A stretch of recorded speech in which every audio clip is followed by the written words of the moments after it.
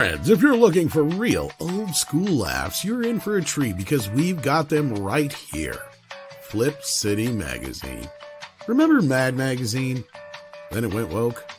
Well, don't worry. Flip City has no chance of going woke.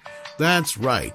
4 times a year, you'll get an actual printed magazine full of jokes, stories, comics, and more, all about today's pop culture, entertainment, and woke politics. Flip City takes terrible entertainment trends we love to hate with hilarious parodies of Lord of the Rings, Stranger Things, The Walking Dead, Star Trek, Hunters, and more. Trust me when I say there is nothing else like Flip City on the market. So subscribe today. It will be delivered in print, or you can even get it digitally if you're one of those wacky Zoomers. Either way, follow our link and sign up today, and if you put in midnight, you get an extra 10% off. Check out Flip City Magazine today. We're gonna get a little bit crazy, wild and maybe even vulgar, if you please. It's after dark and we're gonna light it up. Got some fun in store for you, no tease.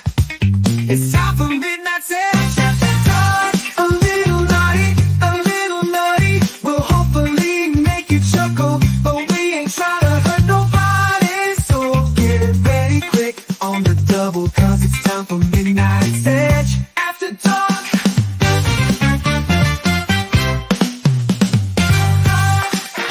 We got a hell of a show in store for you. Tenacious T done by Tenacious TDS and its twisters avoiding the message. That and more tonight on Midnight's Edge After Dark.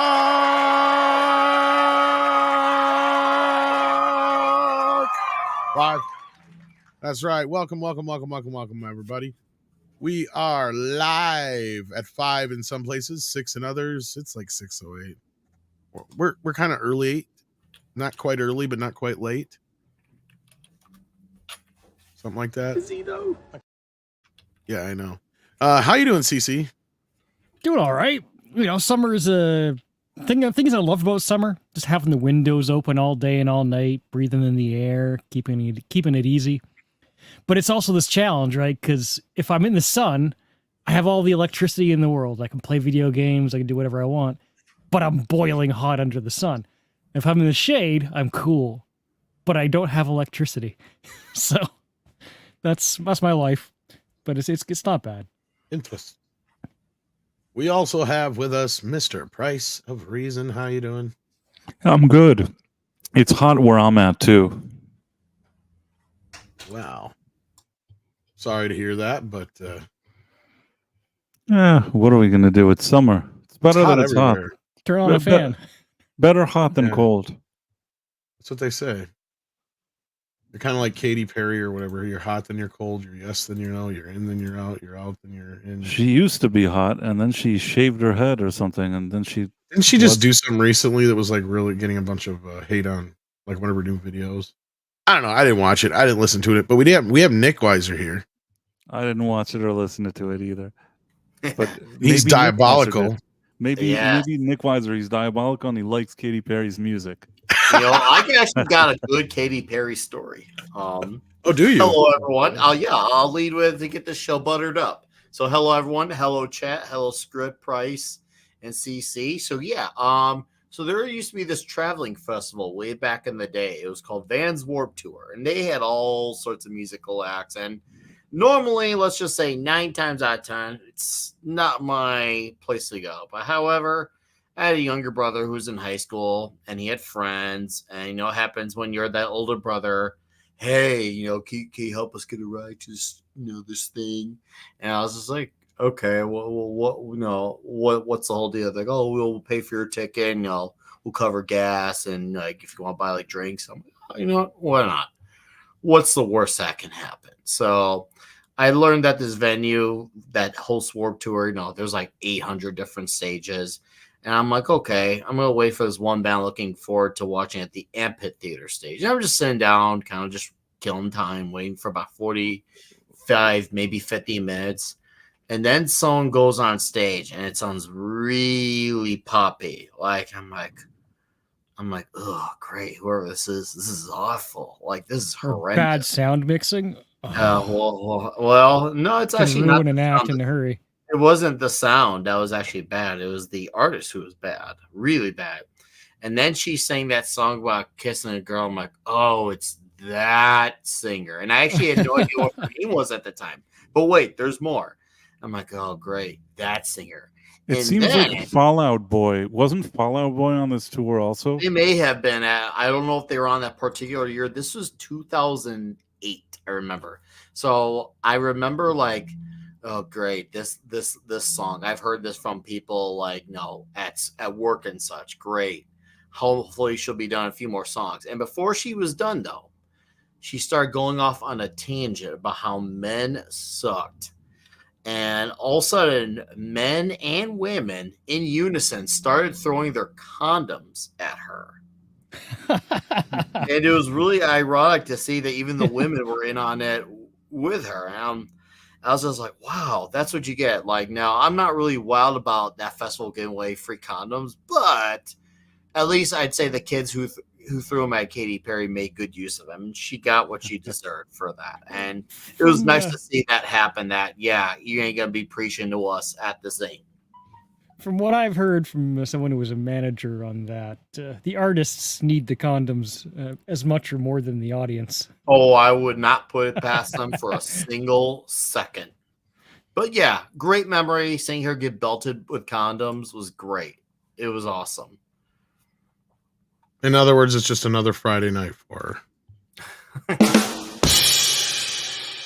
I can tell she was not too pleased about it. Her little I hate men tangent backfired at her.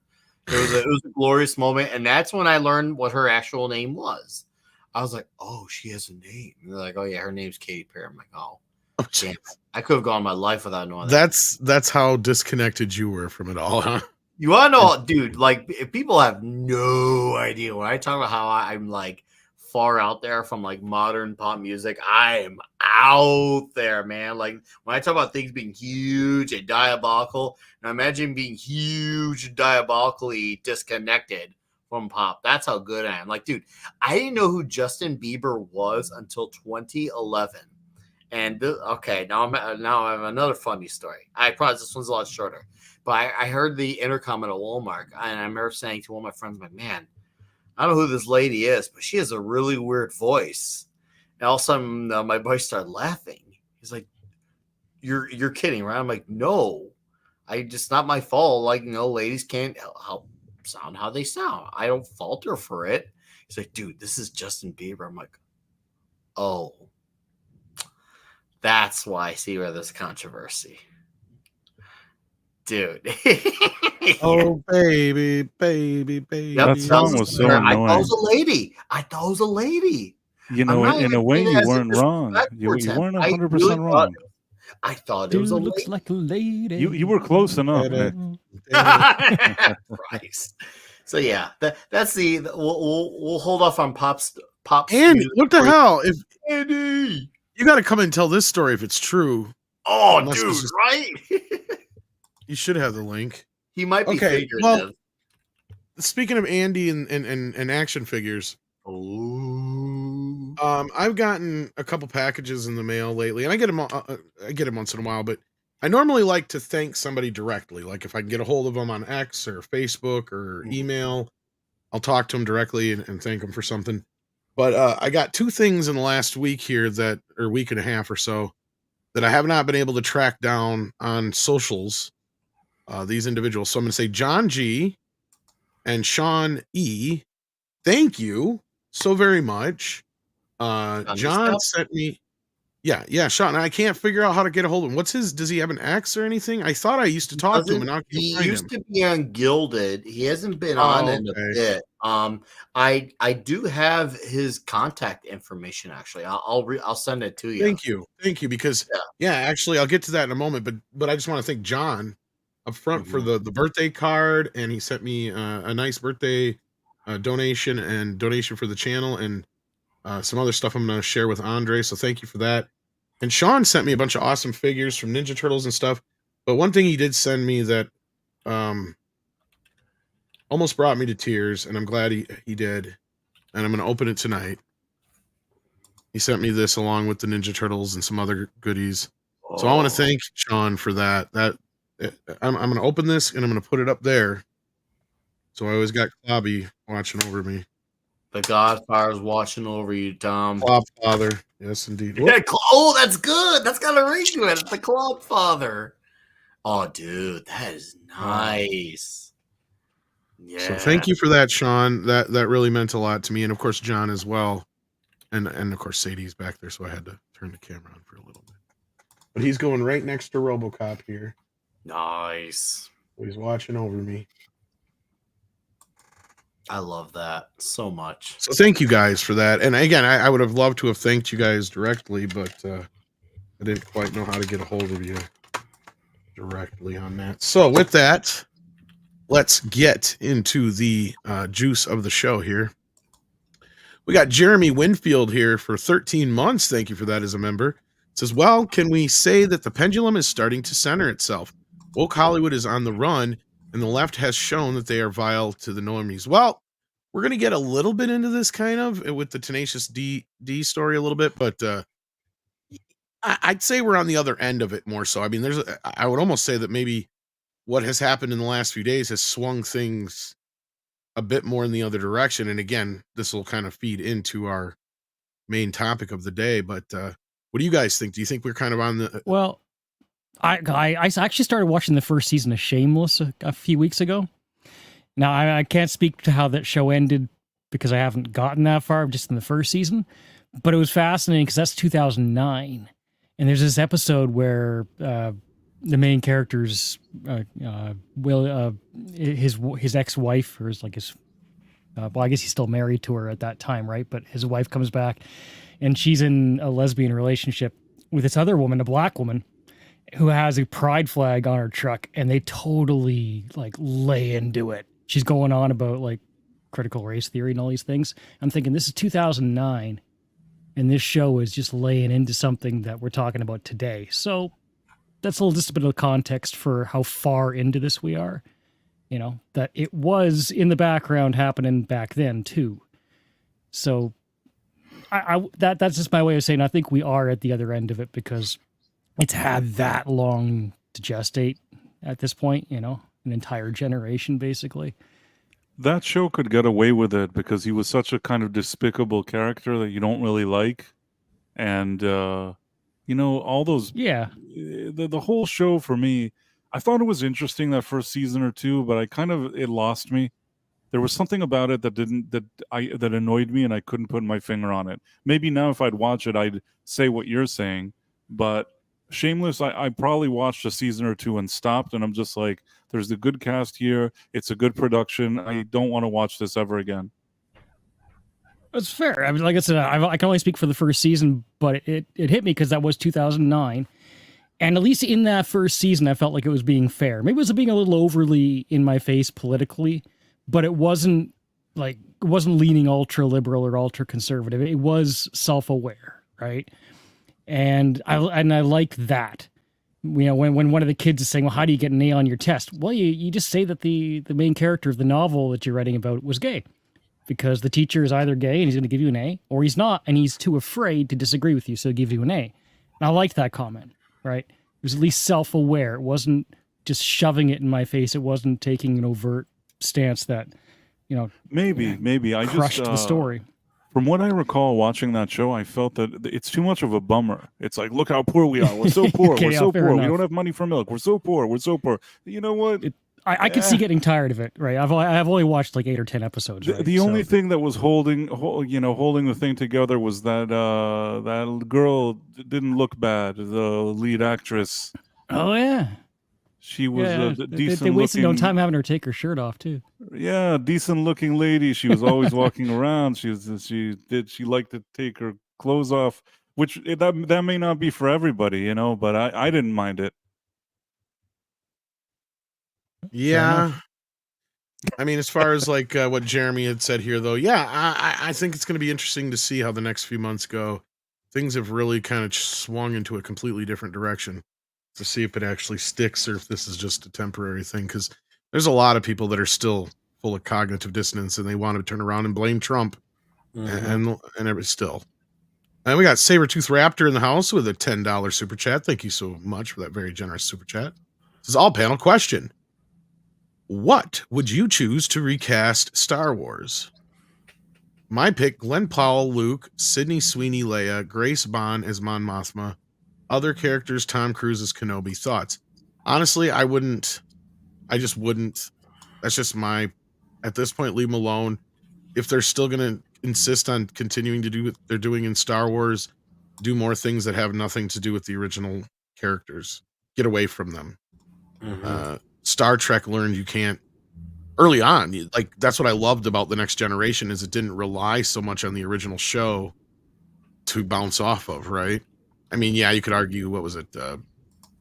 Deep Space Nine or whatever has connections and so on. And I think Voyager also takes place in the same time period. But I mean, in that respect, I mean, they're able to. The Next Generation had Spock in it, so that kind of connected. And then yeah, but just as a guest appearance one time. Right, as a guest appearance. I'm saying, like, the whole show, the whole thing wasn't built upon, like, even, what was it? McCoy, I think, was McCoy. In the they showed an old McCoy. Yeah, but I mean, that was really barely, weird. Yeah, it was just really just a beginning and end thing, just to kind of, again, you didn't even really need it, though, right? Like, that's my point. You can live in that world without knowing or caring about the classic TOS show. True. Right? That's my whole point. And when you do prequels, when you do midquels, when you continually try to inject characters just because, it usually ruins them and or makes the universe smaller, or both. And if Script Doctor was here, he'd tell you the same thing. But look, Sabretooth wants us to have some fun. So on the fun side of things, I would pick, let's see here, Leslie Headland to play Luke Skywalker, Leslie Jones Leslie to play Nielsen as Leia, if he was still alive. I was going to say Leslie Jones as Leia, but yeah, that's what I meant. Let's see here. Is Kenobi? Why not? Oh, jeez, I don't know. Mel Brooks. I don't know at this point. What do you guys think? Have some fun with this. I'm not one who's even. If Leslie Nielsen was alive and they did kind of a Star Wars where he's Luke Skywalker, I would totally watch it.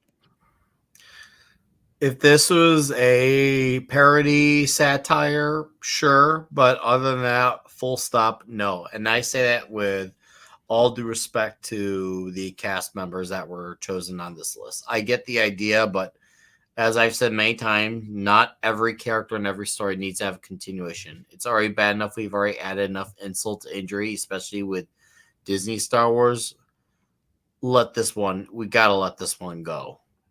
If you really are that committed to having Star Wars, just do different characters, new characters. We don't need Han, Luke, and Leia. They served their time. They served many great memories of our lives. They served a generation or two. We can pass that over and show kids where it came from. That's it. That's fair. Yeah, I mean, otherwise, I don't know. There's nobody I'd really. I mean, if you want me to get serious, if I seriously, like somebody said, you're gonna remake Star Wars, even though I'd be adamantly against it, if I had to actually pick people, I get Chris Pratt to play Solo. I'd probably have like Tom Holland or Timothy Chalamet play Luke. I'd probably have Jenna Ortega or the chick Millie Bobby Brown or whatever play Leia. Millie Bobby Brown could be could be Leia. I'm just recasting and remaking Star Wars, right? And as Obi-Wan Kenobi, Mel Gibson.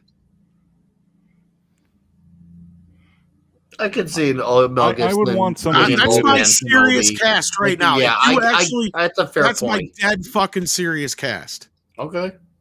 Like, if you literally said, here's $100 million, we're letting you, this is it, we're remaking Star Wars. And it's either you do it or somebody else is going to.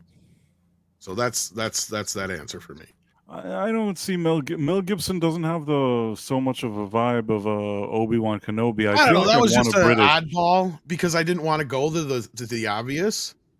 but I see where you're coming from. So, okay, if you want to force me to pick a British guy, then probably what's his face, Kenneth Branagh. Who? Are you serious, Kenneth Branagh? Oh, Kenneth Branagh. Okay, yeah, no, that's cool. I was like, who? You don't know who Kenneth Branagh is? Kenneth Branagh could do it. I agree with you. I wouldn't mind maybe Pierce Brosnan. Think he would maybe be cool. Too pretty. Make him old man Bond. Fine, You're gonna but- do Anthony Pierce Brosnan, Rogen is old too man You Bond. gotta go and fucking screw it up, didn't you? Oh, don't you? He's gonna be all like, I'm lucky. That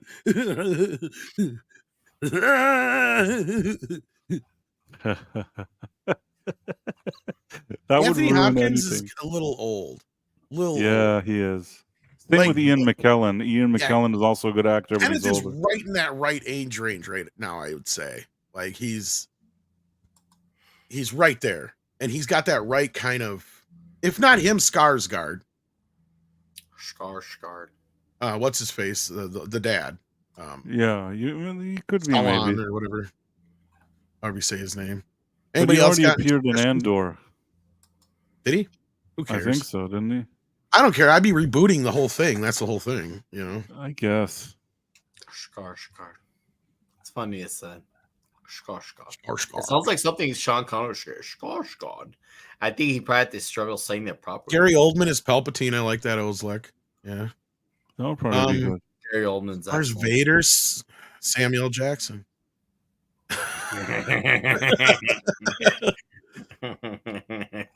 That's funny. You don't know the dark side of the Force like I do. Literally and figuratively. I dare you, motherfucker, dare you one more time to call Jedi a hokey religion. The power, what? What the power many kind of crap is that? What the fuck you mean a bunch of teenagers just blew up the Death Star?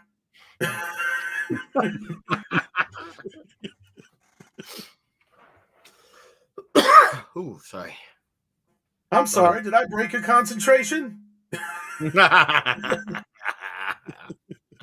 Oh man, that's good. I'm so sick of these motherfucking rebels on my motherfucking Death Star. Oh, that's good. Okay, we got to get out of there. Okay, here's your Obi-Wan Kenobi. Luke, the Force surrounds us, penetrates us. It's everywhere. Like when I drink too much and I throw up, it's like projectile vomit, all over the place.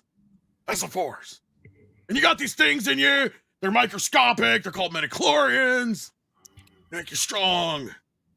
Like electrolytes. Yeah. The bees! Of course, Nick Cage would be Yoda.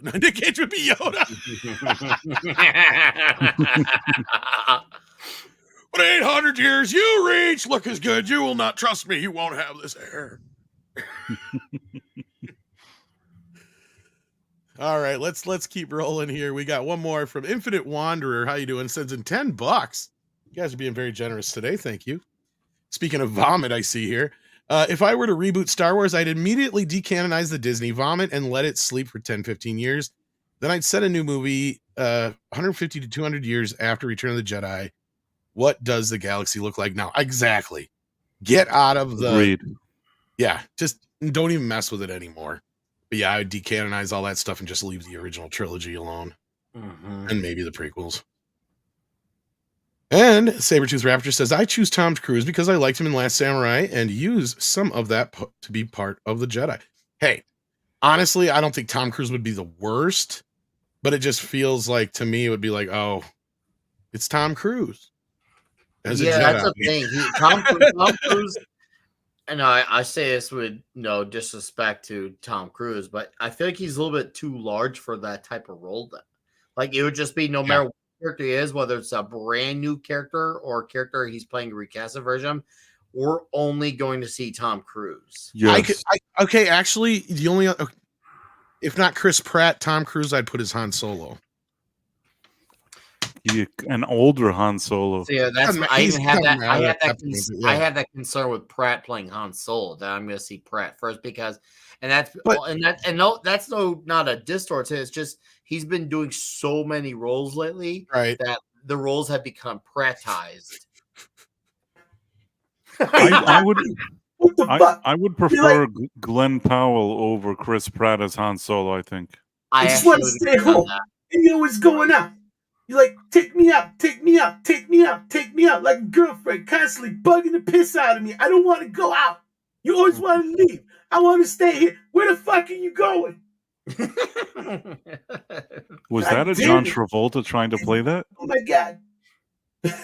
That's my best John Travolta ever. It's like the movie with the talking baby, only it's a little trash can. I love it.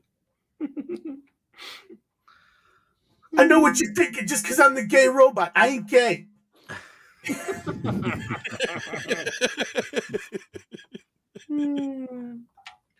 I think Davina just said that because she likes it when I do my. Oh my God.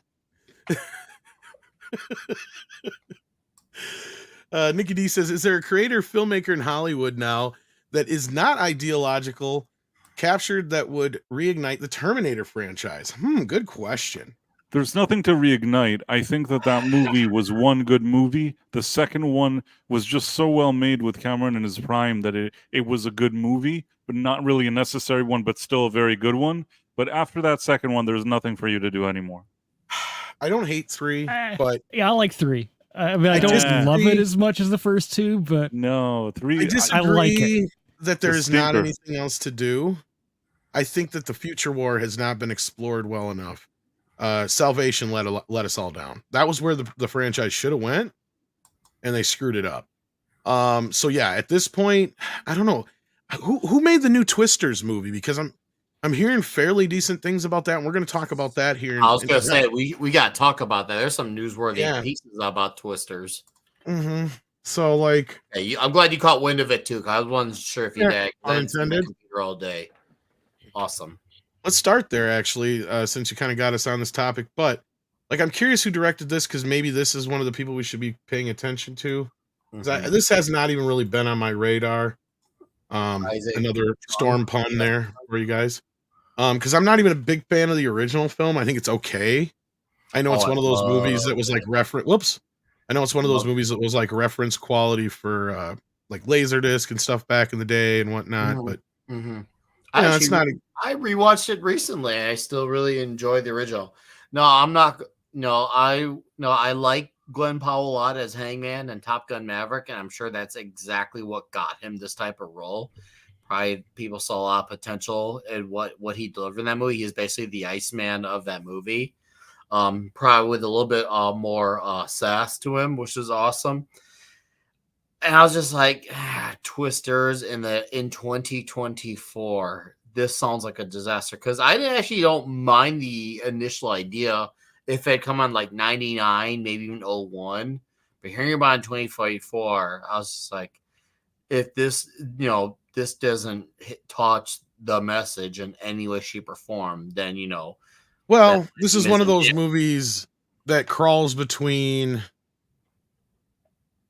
disaster film, which, almost everybody likes a disaster film. And also it's one of those movies that your dad likes. Everybody has one of those dads that thinks he's a storm watcher.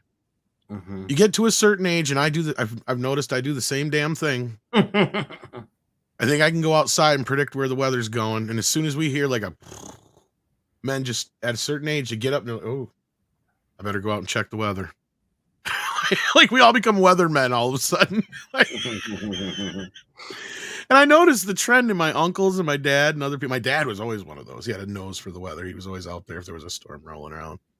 But yeah, so like I could see this because I remember like, and I think somebody said even something about in the chat about, the request for government funding for storm chasers like cranked up after the original film. It did. But anyway, the reason we're talking about this is because the director, who is Lee Isaac Chung, I'm not familiar with him, but it sounds like I may want to get familiar with them. And I should have went and seen this last Wednesday when I had a chance at a sneak peek. But I didn't. I should have, but I didn't. I had a chance too, and I didn't, and I regret it. Yeah. Anyway, because I have a feeling this might do very well this weekend. I know I don't know what it's trending right now as far as the box office, but people have been talking about it. And as you see here, here's the review, Twister's review. This unnecessary sequel actually impressed me. That's what I keep hearing. In fact, I think it's still getting a higher rating on the Rotten Tomatoes with the critics than the first film did. That's shocking. I honestly love to hear it. I mean, once in a while, it just has to happen, right? Yeah. Something so this opens up turns this out to be weekend, good. and he goes, "We're not preaching a message." Wait, what? That's not normal. Normally, it's all about the message, ain't it, guys? Yeah, that's usually the primary factor to why movies like this get brought, because you're thinking, okay, nowadays we're going all in again on the climate word, and then we got this movie come up. I thought this movie was gonna kind of be like the springboard of getting back into that. Now, don't get me wrong, that could still happen with our movies down the road, but I guess we're gonna have an outlier to start with. And if that's the case, okay, fine, because I'm down for a big, dumb, fun movie. And I once again, as someone who rewatched Twister recently, I still have lots of fun watching that first movie. It's been a part of my life, God, since it came out. And I do genuinely like disaster movies. I like their simplicity. I like the fun aspect of it. And yeah, sure, there's no real major story to any of them, but I love them. Well, I also Go have ahead. a theory. From what I can tell, this guy, his previous movies were really based sort of on Korean culture and his Korean roots and things like that. I feel like he's not the typical Hollywood, let's shove the message thing. Maybe he's just has a different, maybe culturally, there's Are we something going to else start driving getting him. K directors now? What'd you say? Are we going to start getting K directors now, like we got K-pop stars? Well, this guy is an American who's originally, maybe his family is from Korea. Oh, So okay. I thought you meant that he got his start in Korea. My no, bad. I think that all of his previous movies were very much rooted, though, in Korean culture, if that makes sense. Meaning, Okay, I he's misinterpreted. Korean American, but his movies were very much like focused on that culture. And I think that this is sort of a change where he's doing a more mainstream movie. But and I'm just speculating. I know nothing, and I could be just saying nonsense. I Okay, feel well- like now that he was giving the reins to a more mainstream one, he brought his sensibility of the kind of movies maybe he likes or things that drive him. And I think he's just not the standard. He's not as mainstream. You know what I'm trying to say? Well, and I've been hearing for a while that they were going to move from, the E and the S part of the ESG into the S and the G part of the ESG into the E part, because they had ran out of money in the other places. So I wasn't going to be surprised if Twisters had a huge. In fact, I almost thought. Nick may even remember if I know he's been here long enough. Oh, I remember when you were. I think I remember bringing this up. I was like, how much you want to Yes. bet the only reason this movie fucking exists is because it's a perfect vehicle for an environmental message. So to see this is kind of refreshing. And not only that, this movie was in production almost 2 years ago to begin with, as far as like pre-production and going into actual production, and now coming out this year. So, I mean, this was something that was already starting to a change in the wind over a year ago, right? That's my point I'm getting at here. Because he says, why Twisters won't blame climate change for mega tornadoes. So Twisters director Lee Isaac Chung opts to avoid climate change messaging to focus on thrilling tornado action. Chung believes films shouldn't preach messages, instead aiming to reflect the reality of what's happening. Twister's avoidance of climate change discussion may be related to concerns about turning off the audience. Maybe it was there and they deleted it. Anyway, he says, and I quote, I just wanted to make sure that with the movie, we don't ever feel like it's putting forward any message. I just don't feel like films are meant to be message oriented. See, he's talking like we've been talking. I think what we're doing is showing the reality of what's happening on the ground. We don't shy away from saying that things are changing. I wanted to make sure that they are never creating a feeling that we're preaching a message, because that's certainly not what I think the cinema should be about. I think it should be a reflection of the world. So it sounds like there may be some talk about it, or it may come up in the movie, but it doesn't sound like they're going to turn around and blame the sudden occurrence of Twisters on climate change. It might be underlying at best is what you're getting at. And, Yeah. if that's fine, I'm not necessarily like that's not going to be a deal breaker for me. This is a good route to go in. I think this is something that's going to garner a lot of goodwill for people going into the summer weekend, especially if they're thinking, hey, I got nothing going on. Yeah. And oh, hey, let's go see Twisters. You know what? We definitely is the most unnecessary sequel, but if it's big, dumb fun, we could get away for a few hours from the world. And this sounds like it could be just that. And also, this is a good move for Glenn Powell because not only did he had Top Gun Maverick, but also he had his comedy that he did with Cindy Sweeney. That was a sleeper hit. That Anyone But You, that did very well. It's a very profitable movie. And now Twisters seems to be a thing that's worked out for him. So who knows? Maybe we might actually have someone who might maybe become a star. We'll see. I don't know. I mean, I don't want to know. He's now sought after by these type of Hollywood studios. Well, yeah. It's the only white guy they'll allow into their movies that also women like him in the movie. Yeah, of course. You know what I'm saying? I get your point, Price, and maybe he's got that Clint Eastwood kind of thing about him. Go ahead. I gotta reword my statement because maybe it was misunderstood. Because you are right in that regard. I don't disagree. I mean it more the sense that can he be a name that people go to see because he's in it? So maybe they're trying to build him to that. We'll see. He's getting there. I mean, I'll say this. He's got the cool guy attitude. He seems like the guy, if you put in like the cool black leather jacket, put the hair back, put the toothpick. He seems like one of those guys who would rock an old timer movie, rock a modern movie. He's got a cool name. So he definitely looks like he has a potential. And for what I saw of him in Maverick, I felt like he had potential. So I hope we do have a movie star in the making. I would love to say that we do. And he seems like a very straight, normal guy that just wants to make entertaining movies. You know what? That's great. That's a people's champion in the making right there. In Top Gun Maverick, he seemed to me like an actor that I've seen before, even though I'd never seen him. If that makes any sense. It absolutely makes sense. He played like he had already been doing movies for a while. That's exactly like that confidence, sort of just this kind of on-screen confidence. He was no disrespect to Miles Teller because I actually really enjoyed him as well, but I feel like at times Glenn Powell kind of outshined him. He certainly stole scenes there. Oh yeah, he did. Here's another thing that's interesting because I had heard early on that there was going to be some more connections to the original Twister. But it turns out there's not. Okay. From what I'm reading here, I thought I heard Helen Hunt might have a cameo, but unless they're keeping that a secret in the reviews, the basic reviews are saying that no, this is more or less a standalone sequel outside of sharing the same basic concept. I think some of the gadgets. I think I swear somebody said there's a brief mention because they're using the gadgets from the first movie and didn't Bill Paxton's character make them. So I think they mentioned his character or whatever, but that's about it. Otherwise, it's just like a standalone sequel, it sounds like. I think any movie without Helen Hunt is better than a movie with her. I actually watched her. I don't mind her. I think she's all right. I actually watched her Oscar, was it nominated or winning performance the other night? But with Jack Nicholson? No, the other one. Are we thinking of two different people now? As Good as It Gets. Oh yeah, I'm thinking of somebody else.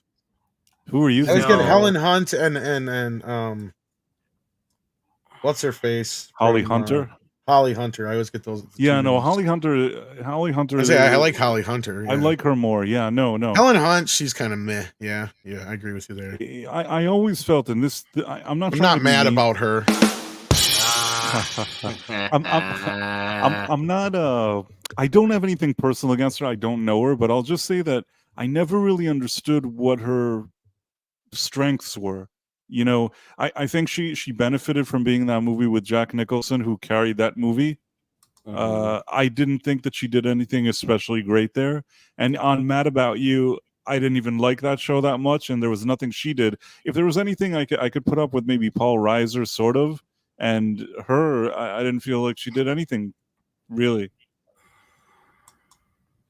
Yeah, Mad About You was one of those shows that I liked Paul Reiser just fine, but I just never quite understood what the deal was. no. But I see now 6 is letting me know in the background here. This might be why I misunderstood the son thing. I guess Bill Paxton's actual real life son is in the movie. Now, I don't know if he's actually playing his son or not, but that's, I guess, where I may have misinterpreted that. But thank you for that clarification, 6 in the background. But I had also heard, I thought I had heard somewhere from somebody, one of my sources or whatever you want to call them, that Helen Hunt had a cameo. So, what was I going to say? That somebody in the audience said that Paul Reiser was good in My Two Dads. And surprisingly, I agree. I actually liked him more in My Two Dads than yes, Mad that was a About much You. better show. That was a better show. Even though it was kind of tangentially stupid, but yeah. years later, I once talked to the guy who was not Reiser, the other dad. And oh yeah. And as I a don't kid, remember I his grew up name, watching that show, and I'm like, I love that show. You're so great. And he's like, I don't even know if anybody knows what that show is. He was really nice. Okay, 6 sent me more of an update here. It says Twisters is a standalone sequel connected to the original, but no major character overlap. Sequel focuses on a new group of storm chasers and a fresh story idea. Twisters honors the original with nods such as Dorothy's return and a cameo from James Paxton. So he might play his own dad's son in the movie too, I'd imagine. And Dorothy, who's Dorothy? 'Cause that's not Helen Hunt's character. Because her name is listed as Dr. Joe Harding here. I always think of South Park when I think of Helen Hunt. I don't see any Dorothy in the cast at all. So it must be somebody. I have no idea. Let me see if there's more of a cast here. Here we go. Dorothy. I see absolutely no Dorothy in the fucking cast list of the original film. Unless they mean an actor. Okay, let's see. Is there any Dorothys listed? I see no Dorothys listed an actor either. I have no Wizard idea what of the hell they Oz? mean. Yeah, that's what I'm wondering. Is like, did the fucking Twister drop off Dorothy? Like, what the hell? Yeah, I have could no get idea. with it. I mean, I wouldn't go into this movie expecting to take it so seriously that I would. Oh, Dorothy is the name machine. This shows you have not watched this movie since 1996. I have not. I was never a big fan of it. Oh yeah, okay, now I remember. I barely Okay. remember it also. That's what I saw said. it I knew the once. tech was in it. I've got the 4K Bluray. I just got to watch it. I've had I the don't have Blu-ray the for years. Blu-ray. I never don't have opened it. anything. I saw it once decades ago and never watched it again. Well, maybe you should watch it. I just remember because I had a friend who worked in the theater when that came out, and they were talking about how they hated it that summer because all you could hear throughout the entire theater, because other theaters would complain because the sound was so, like, the subwoofer was constantly going from the so it disrupt all you could hear in all other theaters was for like hours straight because the whole movie was a bunch of Twister. You know what I mean? Like, it's kind of funny. But anyway, that being said, let's move on and see what you guys are talking about in the chat. We got Nikki D in the house sending in $5. We got this one already, but thank you again. We got Gabriel Knight who says, I shed no tears for Tenacious D. Let's face it, they're being canceled by people on their side of the ideological spectrum. Critics of cancel culture are not obligated to come to their defense. Yes and no. We're gonna get into this in just a minute. I think it's a little bit deeper than that, Gabriel. But thank you for the support. Sabretooth Raptor says, "How about Kurt Russell as Han Solo? I can handle that. After all, he was running to be Han Solo. He might be quite old. Actually, he'd probably be better Obi-Wan. No. Truth Hope Love says it's the director who made Minari. I'm not familiar with Minari. Sorry, Minari. That was a movie about a Korean saw it? family with the guy from Walking Dead, Glenn. Okay. So have you seen it or no? I remember seeing people talk about it, and it was kind of like an indie movie of sorts that maybe won some awards. And then Infinite Wanderer says, if you guys come up with something to replace Star Wars, what would you go with? Now, I mean, if you're asking, do I think if there's anything big enough to replace it? Eventually, there will be something. We've already had the MCU, in a way. As far as the next big thing, though, I think is kind of what I don't know. The kids are really into anime and stuff now, so CC, that's probably more your domain. What is probably the most popular of all the anime things that you would I mean, say that has a my franchise? favorite, my Well, not like your favorite necessarily, but what's probably the most popular overall, would you say? there's a lot of them. I mean, look, Like, what's the top obviously, one? The number one, though. oh heck, that's a tough question. Look, obviously, Attack on Titan was big for a long time, and it wrapped Demon up Slayer, they're saying recently. in the Demon chat. Slayer is a big thing right now. Yeah. If you're asking me the number one of all time, just in terms of having a huge fan base and being the best quality wise, for me, I'm going to tell you that's Berserk, and it's just it's never been properly adapted either. That could be the thing that's waiting in the wings, but otherwise, I hear a lot of people always talking about either My Hero Academia or Demon that one Slayer. as well. Yeah. So I would put Yeah. probably Demon Slayer up there. I see the Nintendo Cinematic Universe, but it's my understanding that none of those movies are necessarily going to cross over in any way. So it's just more or less just, they're just Nintendo branded films, basically, because Sony's making the Zelda film. And that's live action, from my understanding, I think, too, isn't it? Unless somebody can correct me in the chat, but yeah. Man, I know hope they everybody's don't talking mess up about Zelda. We made the mistake of bringing up anime stuff now. You think Zelda is going to be good? I don't know. I have some reservations about it, but as long as Nintendo has creative control, I guess, at the end, or final say, I think it'll be what the fans want. I've never exactly would have considered myself I was actually probably more of a fan of the animated series, and I didn't even think that was all that great than I ever was of the games themselves. I'm not an RPG fan. My favorite RPG game is South Park, the first one they did. Hey, that game was like one of the best seasons of South Park in a game. Well, it's the only RPG game I can really stand. Zelda, like the Nintendo Entertainment System version of Zelda, the first one, that's one of the best games ever until this day, I think. Yeah, I mean, the earlier ones were all right. There was a little bit more action involved with them, but I was just never one of those kind of, I don't know, I just never had the patience for RPG games. I mean, maybe now if they could get more with the more advanced they have in systems, maybe, but I don't know. You didn't like the Adventures of Link and the Adventures of Zelda, like the Legend of Zelda. None of that sorry, stuff was really my thing. No. uh, I was one of the few kids on the block who didn't give a crap if I had the gold Zelda 2 cartridge and all that shit either. So I have the gold one. You have to have the gold one. What are you gonna have? I didn't that give a shit. Stinky gray one? I didn't have any of them. If I did have one, it was the gold one, but I don't even remember.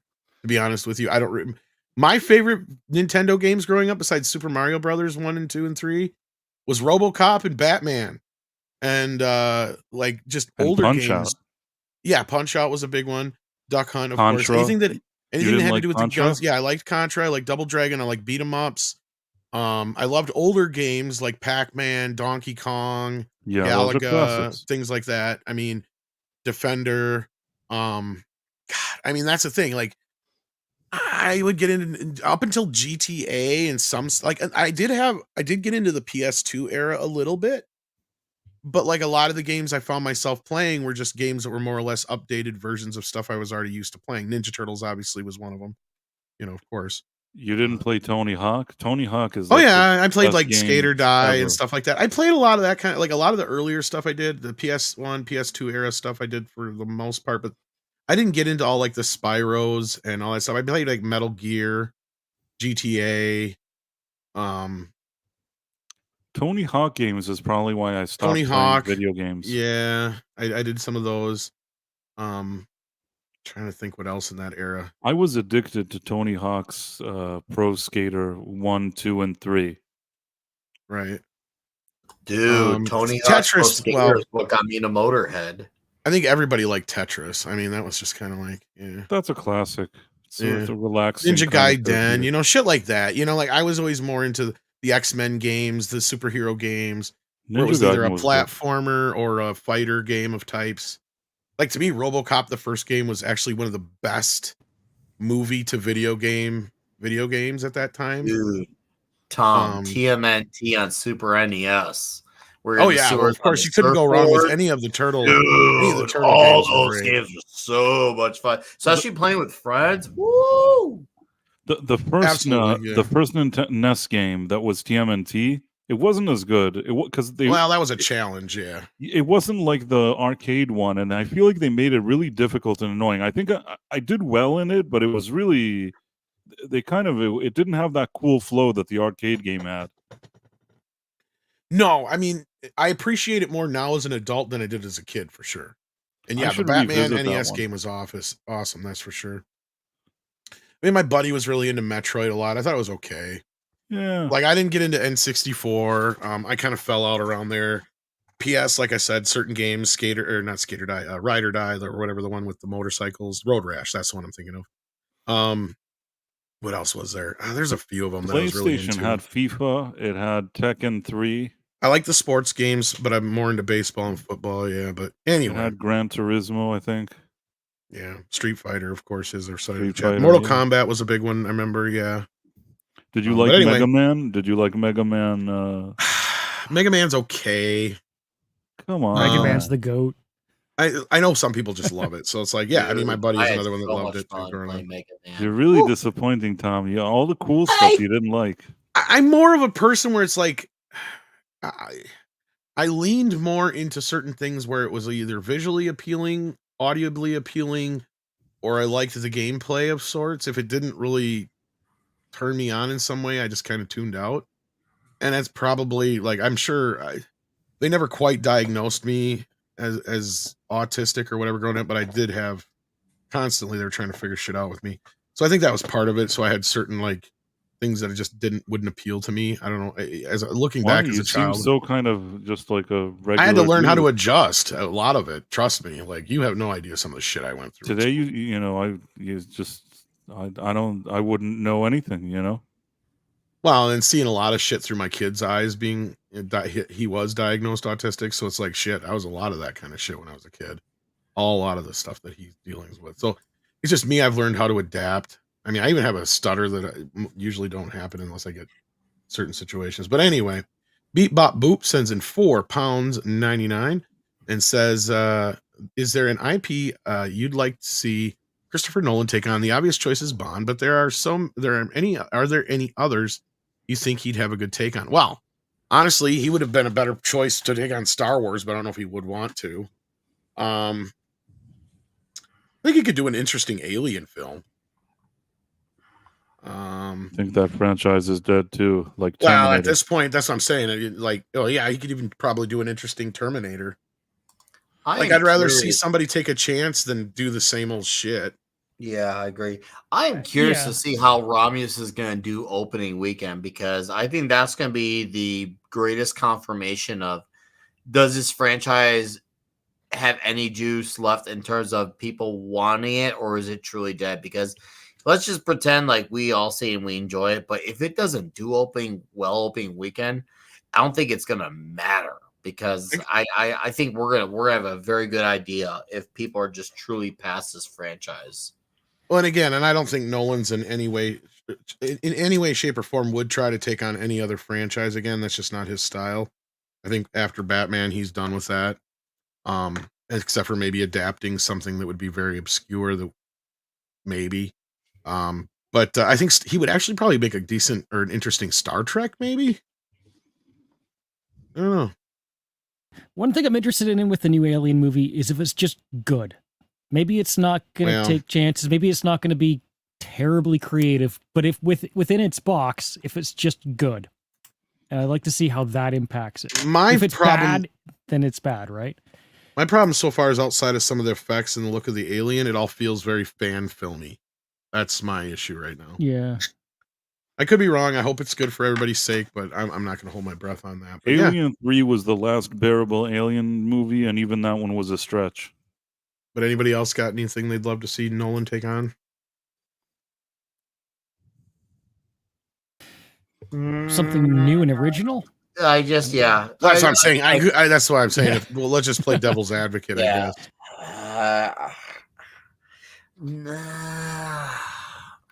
If I had to really attach him to something,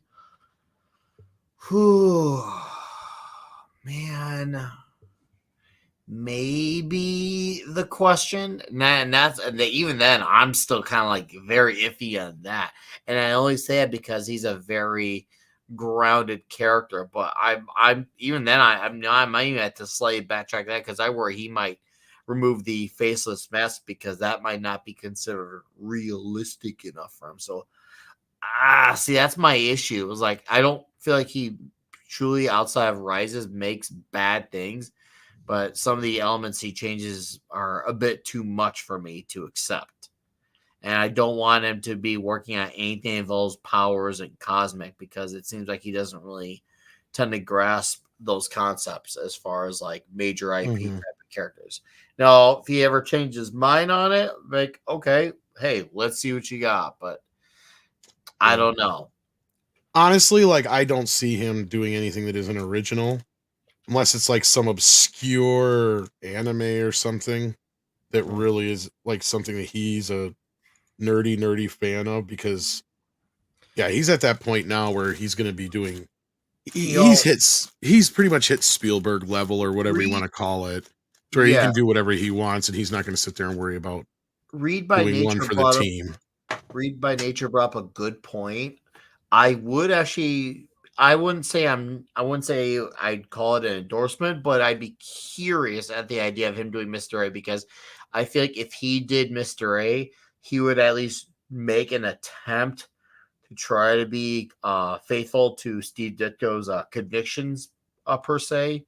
And that's to me the only way you're ever do something with Mr. A is if you make it very faithful to what Mr. Steve Ditko did, because that's a character who was very philosophically and I guess you even argue politically, much like Ditko. Ditko was a Ayn Rand type of objectivist, and I feel like that character kind of embodied Ditko, and I feel like Nolan, at least as far as ideology wise, would probably try to be faithful to that and not turn into a leftist version of the character.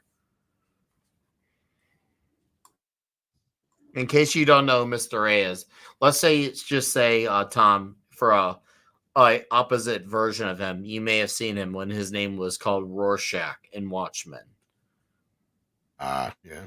Yeah, Oh. because Alan Moore created Rorschach as a response to Mr. A because he was not a fan of Mhm. Steve Ditko's black and white heroism versus villainy mindset, which is yet another reason why Moore hates that people latched on to Rorschach, because not only does he disagree with the characters, he also strongly disagreed with Steve Ditko as well. And then we got Phoenix Knight, '08, who's been a member for 2 months, and says, "What would it take for Hollywood to hit bottom for things to change for the best, given what has been going over the years?" Honestly, I think they've kind of hit that point. If they haven't, there's only so much lower they can go in certain situations. We literally have one of the studios sitting out there teetering on on sale right now, looking like Skydance is going to take it over. Which, if that is the case, it's still technically alive for a little bit longer. But if Sony or Warner swoops in here, it's just going to become another subsidiary. Um, there's reports that the box office is getting trending better. It's getting to the point where it was pre-COVID, but that's still not great because we were on a downward slope then. Um, I think they're I think they're starting to realize that the money is drying up in certain areas. I think this weekend, like I've been talking about the final re for a while. I think we kind of been in the final re a little bit, but what happened this weekend really expedited things, I think, quite a bit. And that's going to lead into our next story here. But we got other super chats to get to before we get there. But hang on to that thought because we'll definitely probably bring that up again, or that at least that we'll discuss that sentiment, or however you want to put it. Sabretooth Raptor sends in two and says, no Helen Hunt and Twisters saw the movie. Yeah, okay. Yeah, it looks like that's the case from what I'd read too. I didn't see her in the cast list. But no, I'm looking forward to people enjoying it. I guess I like it when people like a movie and it's a semi decent, fun movie that doesn't preach to us. Like, yeah. Nikki D sends in 5 and says, if Christopher Nolan directed Terminator 2 and James Cameron directed Inception, how would the two films differ on the director's styles?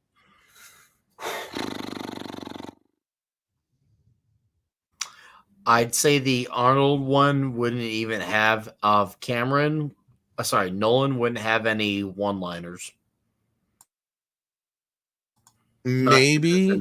Not serious enough for I no. don't think Inception would have been as much as different. I think James would have probably, as long as the script was there and solid. I think the only thing James would have probably done is made Inception a little bit easier for the masses to understand, if that makes sense. A little bit more palatable for the general audience. To where I think Nolan would have went the other direction with Terminator 2, and I don't think it would have been as popular. I think He would have made it very complex and weird. Yes, exactly. I think it would have went probably somewhere between what Terminator Salvation and Genesis did, only pretentious in how it does it. Because he would not be able to.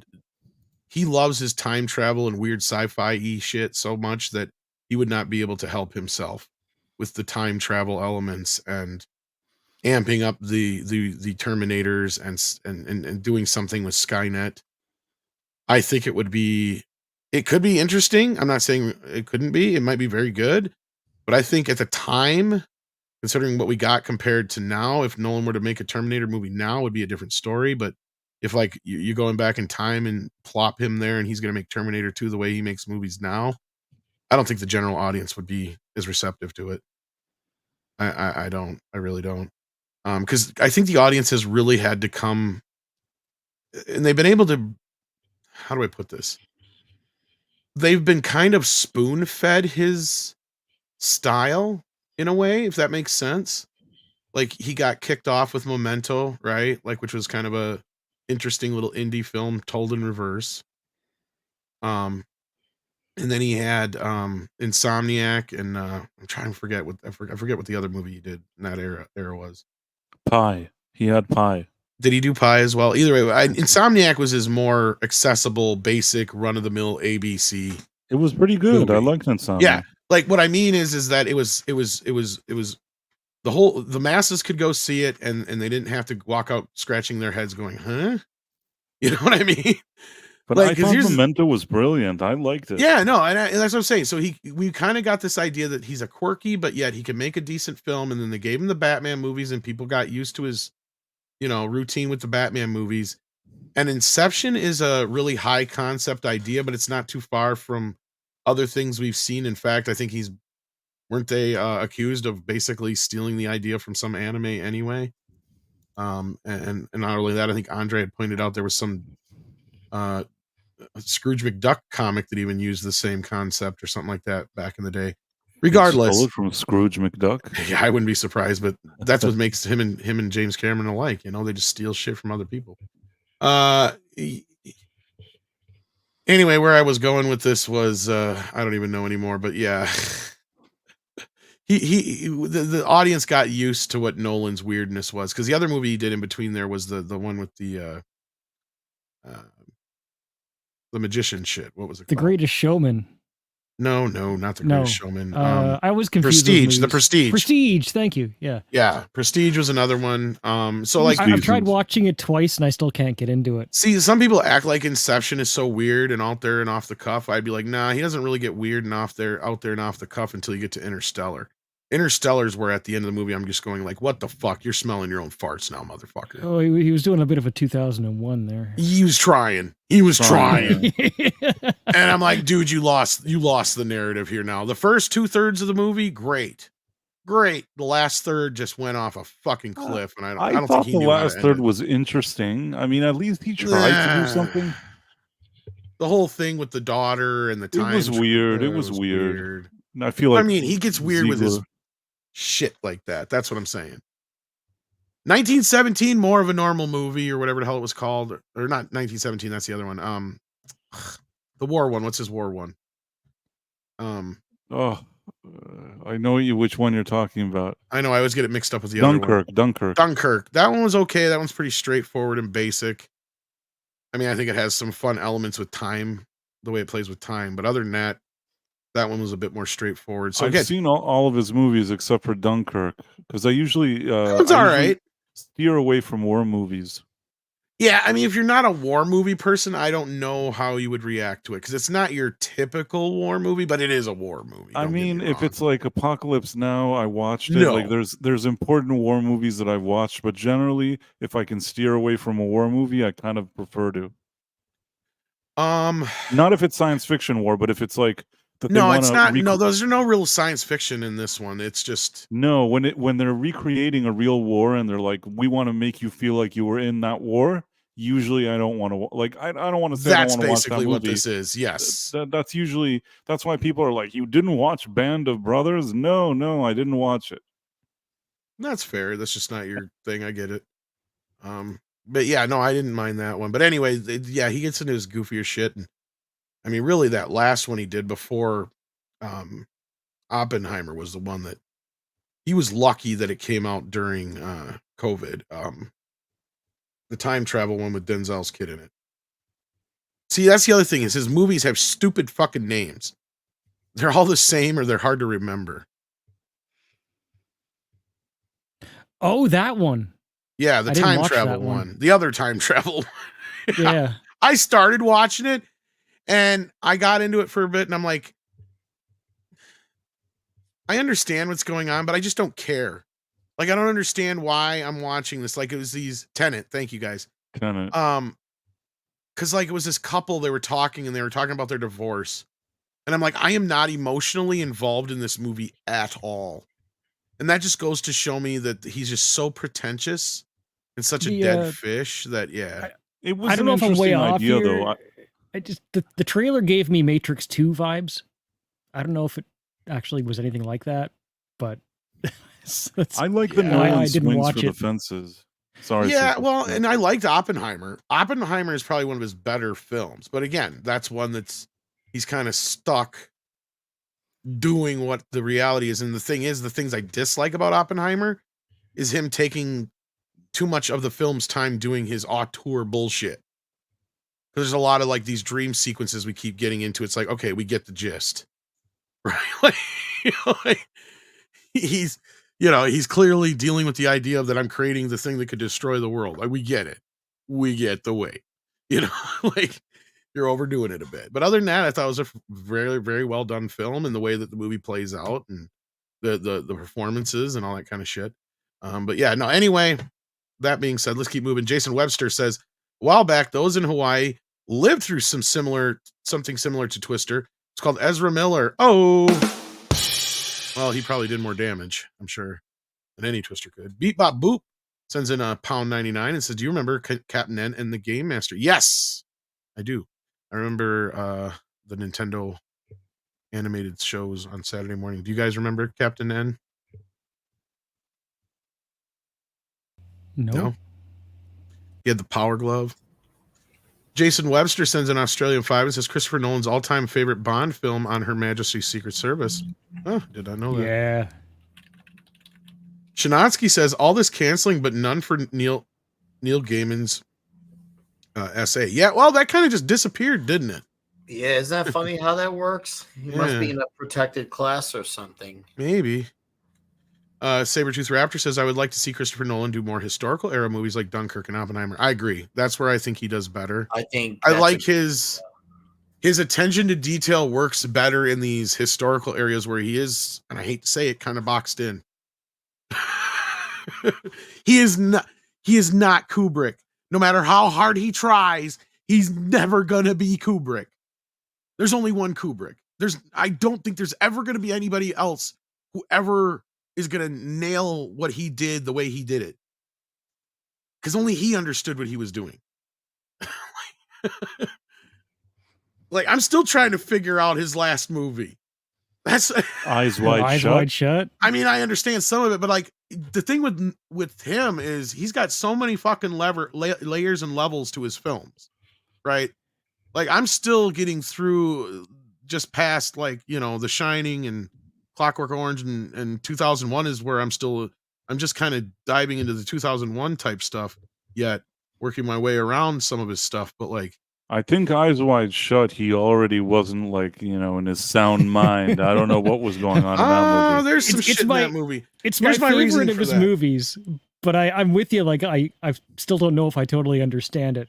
But if Here's my thing with that: the studios have an issue with that movie. If the studios didn't have an issue with that movie, that's what makes me wonder what's on. I remember when it came out, it was Yeah. like it got panned by everybody in that sphere, and that made me interested. And I went to the movie store to look at renting it, and it was like it had warnings on it at the movie store because it was like, oh, this is you don't want to watch this movie.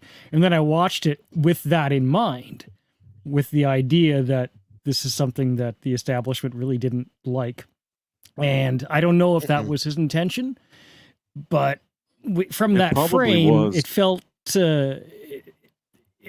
pretty impactful to me. Like there's people to this day who still have the conspiracy theories that movie is what got him deaded. I mean, he was old. Don't get me wrong. I mean, yeah. No, but he said some things that were courageous to say. Yeah, he was not somebody who gave a fuck. Let's say. In that movie, you had all these elites doing all these kind of naughty. That's my point. That's my point, Crisis. Things. That movie seemed to hit so close to home. Yeah. But it was also too much. Exactly. So fantastically depicted too. It wasn't just that he had the message of it in there. The mess. How he depicted it was so just like this is what I'm talking about. They edited the movie. Kubrick was somebody who's so powerful in Hollywood, nobody touched his shit but him. But this was the movie they stepped in on, and this was Kubrick at his probably most powerful. Right, because he's Stanley fucking Kubrick. He makes a movie. When he makes a movie, nobody tells Stanley what to do. Stanley tells you the movie he's making.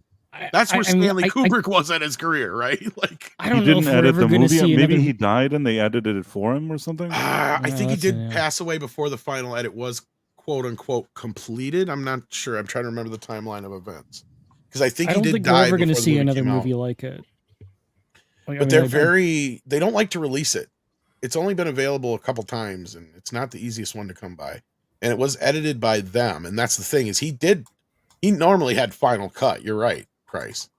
And this is when I think, remember, he got into a knockdown, drag out fight with the studio over just before he passed. And then he suddenly died. Yeah, I remember. And then he suddenly died. Exactly. Like that's what I'm saying. Like, yes, he was old and all that shit, but it's like how convenient that he dies just before the movie comes out, right? And of course, they weren't not going to release it because it was one of the most talked about movies in the last decade. I mean, on the other hand, it could have been his final little FU on his way out. Maybe he felt it was. The end That's was what near. It was, kind of. I think people were saying, yeah. It would feel like a conspiracy, except that it is so disruptive and on point with things that nobody else would have the courage to talk about. And I haven't seen it ever since, and I don't know if I'm ever going to see it again in my lifetime. That when you're going that hard on something... I have two versions of it. Let me put it to you that way. Fair enough. 35 millimeter scans, no less, of one of them. Well, I'd love to see that. I'll get you. I'll hook you up. Andre's got them. He's got a Blu-ray or a DVD upconvert of the original theatrical version, and a 35 millimeter print, and then I think he also has a Blu-ray version of it. But is there a way to get his version? I don't think there is. That's the thing. Like I think they're all the same movie. I think, but I think the only difference is the open matte and the not open matte part. Because Kubrick started shooting his movies in open matte. What that is for people who don't know. Once he knew video was going to be the primary and television was going to be the primary way most people saw his movies, he started shooting them in the square frame, right? So that even though they'd be shown in widescreen in theaters, they would literally be cropped off in theaters. And when you see them on television, that full square frame is what he intended you to see. So there's those two different versions of it out there. That's all I know. Otherwise, the 35 millimeter version has, I think, different color timing, and I think maybe one shot, because I think they put like a CGI person over top of some of the nudity to avoid the harsher rating or whatever. So I think one of the versions might not have that obfuscation, but I'd have to look.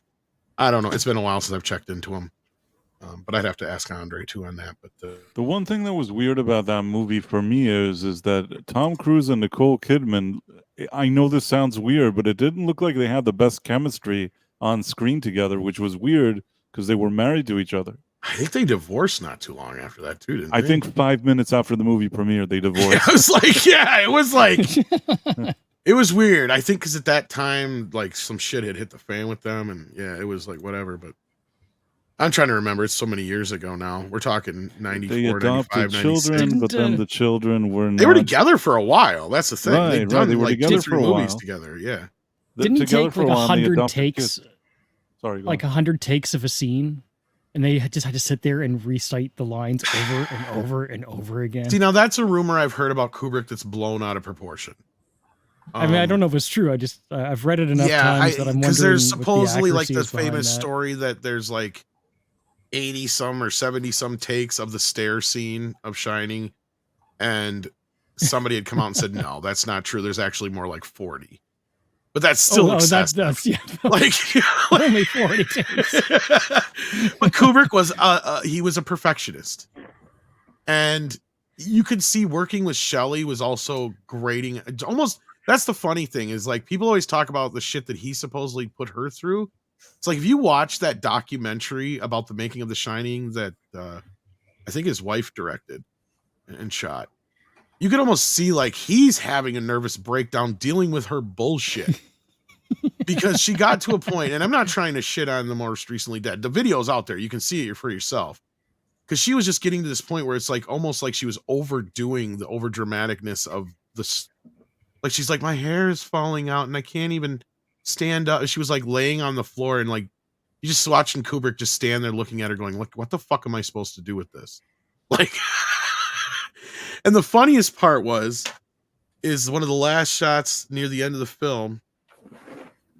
Kubrick is outside with the crew, like out in the freezing fucking cold of, I think where did they shoot it? Was it Colorado or was it somewhere else? I can't remember now. But anyway, they're out in the fucking cold, like freezing fucking cold, like 3-4 feet of snow probably or more. And all she's got to do is open the door and run through the shot with a knife in her hand or whatever it was. Or maybe she didn't have a knife or the baseball. One of the things she had in her hand, or she didn't have any. I don't remember what she had in her hand. That's all she had to do is just open the door and come out and walk through the scene and run through the scene because she's running away from Jack. That's all she's doing. So you hear rolling and sound, action, Shelley. Action, Shelley.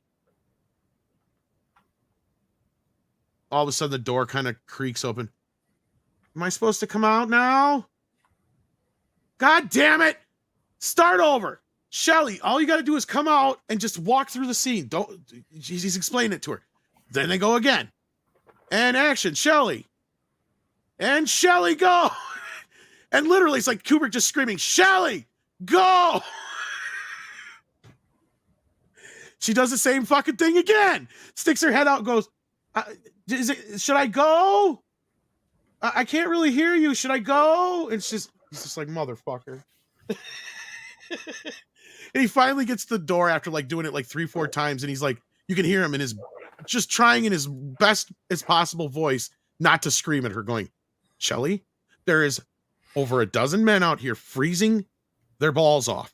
All I need you to do is open the door, come running out through the shot, and that's it. Nothing more. That's it. Can you do that for me?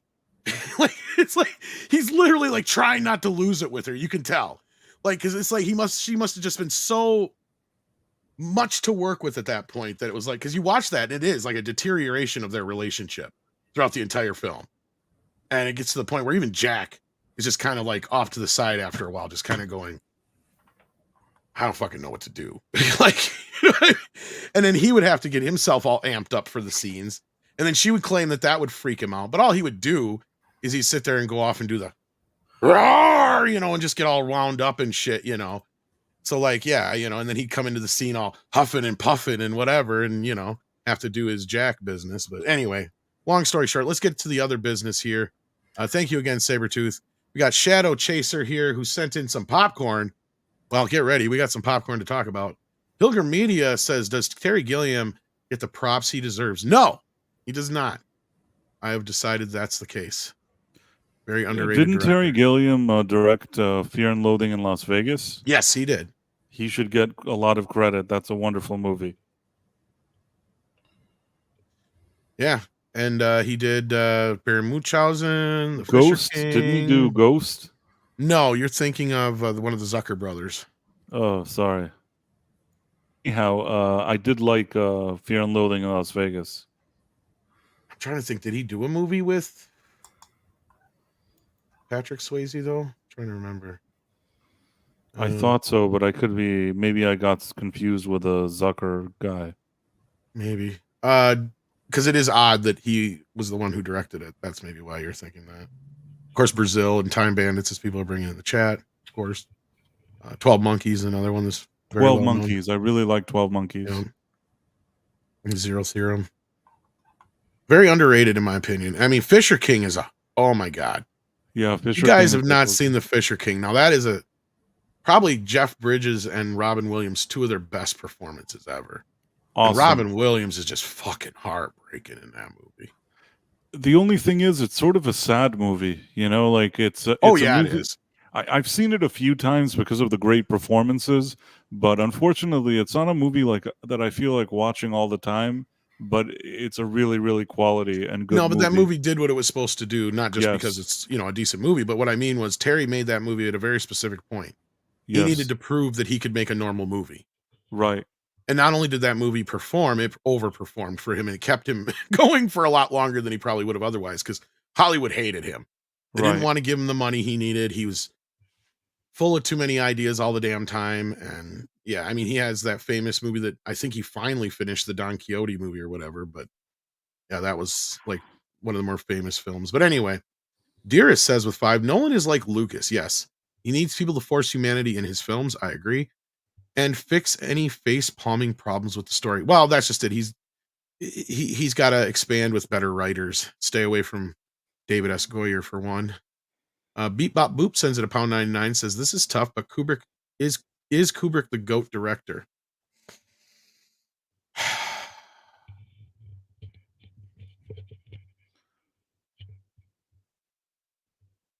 Of course, tastes are going to be subjective. And opinions may vary, but I'd say as far as like, if you want to go by directors who have a catalog that is more hits than misses, it would probably go somewhere around like Kubrick, Scorsese, Tarantino. I can live with that. I think that's a good 3. Maybe Coppola. Coppola, the problem is He's that got some stinkers. He was so good. He was so good in oh the yeah, 70s. John Ford. I forgot about John Ford's another good one. Yeah. The second Coppola Hitchcock. Hitchcock, yeah. The second Coppola saw was the 80s. He went off a cliff. That's the problem. You got, and Spielberg is why I didn't mention him right away, but I put it Kurosawa. Yes, Kurosawa is definitely. Lynch is another oddball. Here's the thing. Spielberg is one I would say yes, but he's getting to the point where he's almost had as many bad years as he's had good years now. That's the problem. Because you have to sit there and remember when the last good Spielberg movie was half the time now. And I usually end up going all the way back to Catch Me If You Can. Exactly. And that was 20 fucking years ago. Yep. Oh wow, It it's was a been- while I ago. even It love feels that like movie. it's not. It feels like it was like 10 years ago. Yeah, I know, exactly, right? Yeah. And he made that when he was 30 years deep into his career. So, like I said, here we are now at a point where weighing it at Spielberg used to be the GOAT. And you could just say that just by pound for pound, because every goddamn thing he touched was gold. Like, he didn't even have to be the director. All it had to do is say Steven Spielberg presents instant $100 million at the box. You know what I mean? Like, that's all it had to do.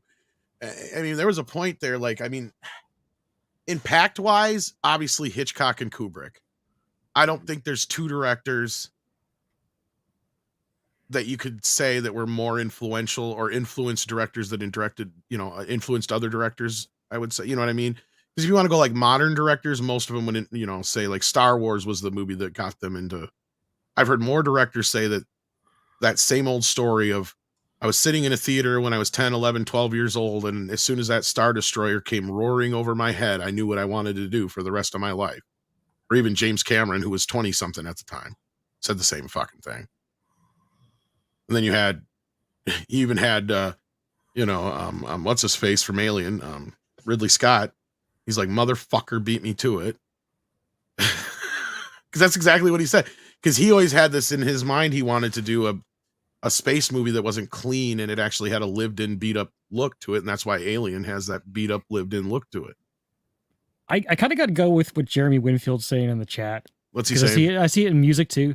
It's like people get older, they lose testosterone, they lose that drive, that ambition, that just like I don't know. There's some directors that were pretty hardcore till the end. I think John Ford would be a good one. you got your David Bowies, right? John But- Carpenter's another one that's undersung. De Palma's decent, but De Palma was kind of like Hitchcock Jr.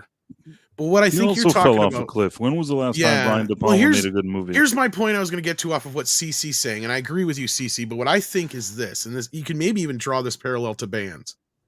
And I brought this up before, but a director will make a movie that is very personal to them. And it will generally not do well. And after that point, they just start doing it for the paycheck and going with the flow and the paces. Tim Burton is a great example of that. Yeah. And I think the movie that did that for him was Mars Attacks. You go back and you look at his career, and that's the movie that you could tell he was really pulling a lot of shit from his childhood and putting it into this movie. It's a lot of things he's just throwing in there. And it did so bad at the box office. You remind me immediately of the Killers. I love their first album. I adore their second album, and it got derided on release. Right? And then they completely changed tack, played it safe on that third one, right? Because it's kind of like it broke their hearts, right? And not that I haven't enjoyed songs since from the band, but they never hit that same height, right? You could say that about Weezer. I mean, I'm not saying that they're my favorite band, but I think their first album was really good. Then they tried something different in the second one, like to do more. And then people didn't like it, so then they just went back to formula. True. To their original formula and just kind of never really got out of it. I guess I'm saying like I observe it's the exception, not the rule. There are exceptions where people will be awesome for their entire career, but the majority have this fall off point. Maybe it's after 10 years or 15 years, especially that 10. Not everybody can be a Paul McCartney or something. Artists like that get like whether it's filmmakers or musicians or whatever, anyone who can get past 10 or 15 years and be relevant and awesome at what they do at the top. There's only a game. handful, exactly. Like, I mean, what? Like single members of the Beatles. And it's not unlike sports, right? I Elvis. mean, if you're a sports fan, how long is an Michael athlete Jackson, Elton at the John, top of the world, right? How many other singers and artists and bands have had several decades with at least top 10 or number one hits in it? Very few. Very fucking few. You very rarely see an athlete be like capable of playing at the highest level, say into their 40s, right? Paul Simon. I'm thinking of the best of the best as far as music goes here. Well, and then that's just it, right? I mean, yeah, and those are the exceptions, like you were saying, right? Like, yeah, it is not normal for a musician to have an extremely long career. Like I said, Elton John's and your Paul Simons are your rarities. These guys have 6-decade careers, right? Like, I mean, so sometimes I think about that. The Rolling Stones, for fuck's sake. I mean, yeah. If Kubrick's last great movie was The Shining, for example, would we think of him the same way that we do, compared to the fact that generally he is? I mean, maybe you don't like. Maybe there's someone out there who doesn't like Eyes Wide Shut, but he's considered to have had a consistent career, right? I think so, but that's just because you picked a point in his career where he only has 2 or 3 more movies after that. The Shining. Okay, fair enough. We can go. Yeah, because he only did full. Yeah, because at that point, that was when Kubrick is like, "I'm going to do a movie when I feel like doing a movie." And I guess I guess that's where Tarantino's trying to get at. Like he doesn't want to have that fall off and put off 5, 6, 7 average movies. I get it, but you know. But AC/DC is a good example of just doing what works. Prince is another rarity that I think he's got 4 or 5 decades worth of hits. But that's just a rarity. Madonna, I guess, is another one that's been mentioned in the chat too. Yeah. I think I want to answer what Cece said. You said it has to do with testosterone, and I don't think it's only that. I think that it's a matter of. I know this sounds crappy, but I think it's life experience too. It's also youth. You know, when you're. I can say this about myself because I'm a musician that actually wrote music. Throughout my life. I think that when I was in my late teens and early 20s, and maybe even through my 20s. I wanted to push the envelope. I wanted to try to write these cool songs. And I had this kind of drive to do something. and you're a certain personality, you're a certain person at that age. You're even discovering, what your personality is yourself, and part of that process that you're creative and you have so much energy and you see life a certain way, like what you said with life experience. I guess, Tom, it is a relevant thing. Basically, at some point you're already like, you're in your 40s or something like that, you're not as excited. And some of these other artists, they already Well, have you're their. not hungry anymore, right? No, they're not. They Yeah. just go back to their catalog, do whatever's popular. Even you mentioned the Rolling Stones, Tom, and I'll tell you, the Yeah. Rolling Stones haven't had a great song since like Jumping Jack Flash or something. I think that was like their peak. They had some okay ones in the 80s, but yeah, I get what you're saying. I agree with you. I Start get Me what you're Up, saying. whatever. Yeah. Yeah, As a matter of self-reflection, when I was in my early 20s, and whether I was in a band or whether I was just singing for myself, right? I went after all the toughest material. I'd do all the heavy metal. I'd be freaking screaming through the microphone. Right. I'd be sweating until I'd stay on. One of my favorite things to do would be to stay on stage until I was sweating so hard I couldn't see out of my eyes, and I like had to fall over face first from exhaustion. I'm not going to do that anymore, right? But that doesn't mean I can't still find a different way to perform creatively and be effective. And I think like the artists or the creators who manage to extend their careers don't try and be 20 when they're 40, right? They don't try and just replicate who they were. They try and reflect who they are today, who they've grown into. I think there's a differentiation though, CC, if I can, real quick. So you mentioned both performers and artists, and I see there's a line there, because you have people that don't write their own material and they're just performers, right? And I think those guys have a little easier way of kind of maneuvering and readapting to whatever music's out there, because they're normally just having somebody else work their music for them anyway, right? To where an actual artist, I think it's harder, like to go along with your point, it's harder to stay relevant. It's harder to be that person to keep writing and pumping out your own material, as opposed to having 3 or 4 writers who write out all for you. Like it's a bit different. It's a bit harder to stay relevant when you're living the lap of luxury for the last 10 years, as opposed to being when you were hungry and young. You don't have the same life experiences. You're not lusting for women and partying and whatever else that drove you before as a young person to want to get to this place. Now you're in this place. You know what I mean? And you're I have also an adult and anecdote. all those other things too. But anyway, sorry, CC, I didn't mean to interrupt your point there. No, Billy Joel Armstrong from Green Day actually said that in an interview a couple of years ago. But whatever you might think of the band, he said, we got married and we started living in expensive homes and we lost the edge way too soon. He just like, I didn't expect that, but it was a moment of self-reflection. I appreciated just like hearing him say it. Maybe that's why he became so political and annoying, but that's a whole different story. Well, and that's a perfect segue, but finish your thought, CC. No, that was it. I was going to say one final anecdote that my original music, the only person that's ever heard it is CC Karaoke, and that's because he had an accident. And while he couldn't run away and couldn't move, I forced him to listen to my music, and he couldn't go anywhere, and he had to listen to it. Yeah, it's true. You're mean. True story. No, I'm just kidding. It was good story. though. I didn't even make it up. I'm kidding. It was legit. But speaking of political and music, man, this gets us to our main topic of the day.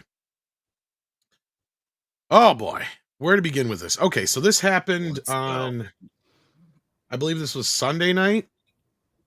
Probably, I could say it. In Australia, right? Australia. Yeah. Okay. So I'm sure most people here by now are familiar with Tenacious D, but Tenacious D has been a thing for 20 plus years. Before Jack Black was even Jack Black, there was Tenacious D. But after a while, Jack Black was already an actor and stuff like that, but he became big with things like School of Rock and such like that. And Kyle kind of got left in the dust, which happens from time to time. He tried inserting Kyle into a movie here and there, and they even tried making their own movie called Pick a Destiny, which I have right next to my other Tenacious D DVDs and Blu-rays here on my shelf, which flopped at the box office. But regardless, Tenacious D had a growing yet rabid fan base.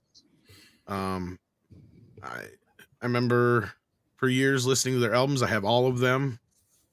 And this tour is kind of a big deal because I think it's going on for a while. Because in October they were coming to. I was actually thinking about going to see them. This is what pisses me off because they're coming near me in October.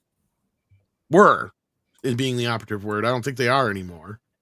Obviously, because of this. Happy birthday, dear Kyle. Happy birthday to you.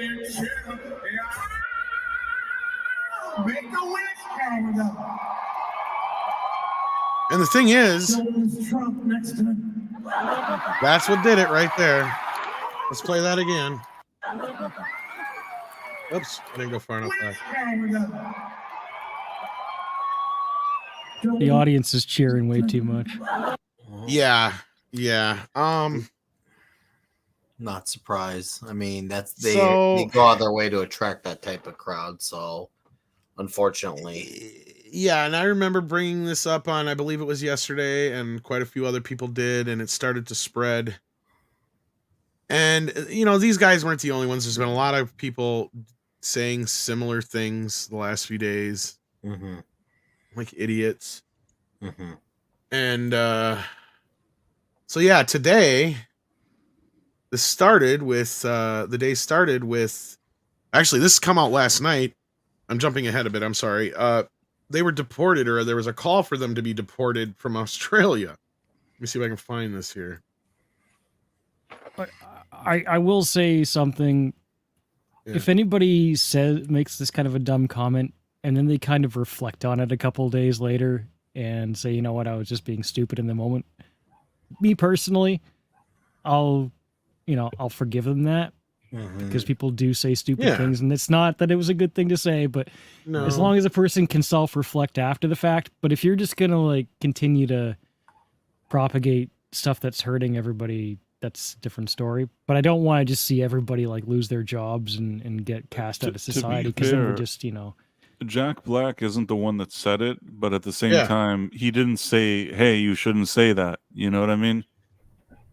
Yeah, that's kind of the problem here. Because his reaction was thank you, and then like you said, they moved along. There was a little bit more to that. But they don't bring up Trump again in there. Well, I'm trying to find this, but I can't find it. But there was a call to have them deported from Australia. Yeah, I saw that. Yeah, And I didn't know about that. I believe Australia it was actually is as close to commie as you're gonna get. I know, almost. right? So, It's but like I mean, they there's a wanted to deport him. line, and it's kind of, and I hate getting into this kind of bit of it, but it's Australia like, makes Canada look tame. is it kind of really cancel culture at this point, or is it? Because, like, look, a lot of the things that people were getting canceled, quote unquote, canceled for, were just being Trump supporters, or thinking that trans people shouldn't be in the same bathroom as my daughter. They were literally losing their jobs and being ostracized for those things, right? Like, for just having an opinion like that, which I get it. Kyle is more than he can have that opinion. He can say these things. All these people out on Twitter can say these things. Yes, you have the freedom of speech. I ain't saying you can't say these things, but sooner or later, there's going to be some sort of consequence, right? Because that's their whole thing. They used to say is, well, this is not cancel culture. It's consequence culture, or whatever the hell it was. yeah, LeVar Burton used that dumb. But is it really fair? Because here's the thing. I agree with you, CC. Like, look, everybody says stupid shit. I've said stupid shit. Everybody's done it at some point in their life, and they've regretted it. And they did finally come out and address it. So Jack Black, this kind of gets us to the next part here. Says, I was blindsided by what was said at the show on Sunday. I would never condone hate speech or encourage political violence in any form. After much reflection, I no longer feel it's appropriate to continue the Tenacious D tour, and all future creative plans are on hold. I'm grateful to the fans for their support and understanding. Okay, so let's break this down just for a minute here. Because there's a lot being said here. Because we're also finding out that one of the reasons behind these cancellations might be because the venues that were going to have Tenacious D, the insurance companies, I guess, were dropping their insurance or claiming they wouldn't cover those shows now because of Kyle's statement. The safety factor went through the roof as a problem, or however you want to put it. So like, yeah, I heard about that. There apparently, apparently it became like a big, like they perceived as this is a now liability. considered a big threat. Yeah, a liability. Yeah, I heard that. So I guess that's not really a culture, like a pop culture cancellation. That seems like that's an Australian government cancellation. Now, I can't say that I'm wild about Australia doing that, but at the same time, did Kyle Gass go way too far this comment? Obviously, yeah, but obviously that should be a reminder to you for how often you go out of your way to bash America. And yet, if he had said America, honestly, he probably would have been playing it shows for the next 2-3 weeks. You're not wrong. I agree with you. That's the thing. He would have, and I'm not that, and that's that. I would even say that's probably even an effect, even though that's actually an opinion. I bet he would probably even get promoted to play at American venues because of that comment. I don't like Jack Black's wording. I know he should just kept it simpler and straight. I screwed up. I'm sorry. Instead, he went for hate speech. Hate speech is not real, because if you're saying by using hate speech, you're opening up a can of worms, and that's not necessary. He this point, just went straight for the simple comment. I doubt he wrote any of this. This is like his lawyer and his publicist. Maybe he did it. Maybe he did. Well, this is Kyle here on the screen now, so I'm going to read Kyle's response to this whole thing, because Kyle's the one who actually said it. So let's be clear with this, guys. Jack wasn't the one. Despite Jack coming out on that Democratic thing and practically blowing Joe Biden on stage, it wasn't Jack who said this. It was actually Kyle. So Kyle come out today and said, the line I improvised on stage Sunday night in Sydney was highly inappropriate, dangerous, and a terrible mistake. I don't condone violence of any kind in any form against anyone. What happened was a tragedy, and I'm incredibly sorry for my severe lack of judgment. I profoundly apologize to those I've let down and truly regret any pain I've caused. See, here's the thing. The problem I have with this whole thing, and the thing I see here is a big problem, besides the insurance part, and this goes along with the kid who actually did this, and I've been saying this on other shows, is that the media has dehumanized Trump for so long that it is just impossible for some of these people to even see him as a human being anymore. And not only that, another human being lost their life in this incident. Protecting his wife and kid. Yeah, and I think somebody else is still in the hospital, is my understanding, if I'm not mistaken. Yes. And the guy that died, the guy that died, he was a guy that helped a lot of other people. Meaning, in his lifetime as a fireman, he saved a lot of people. You know what I'm saying? Like, in my eyes, I value somebody that does that much good for society over a whole lot of other people. And I don't think that should be a political thing. If this guy is a fireman, I think he was like a fire chief, and he helped so many people. You know, that this guy was a hero. I really, it's not just that he helped. His name was Corey. Yeah. And I just, it annoys me that a lot of these publications just sort of forget that there was another, and even these celebrities forget that there was a guy that died there that was a family man, a good guy.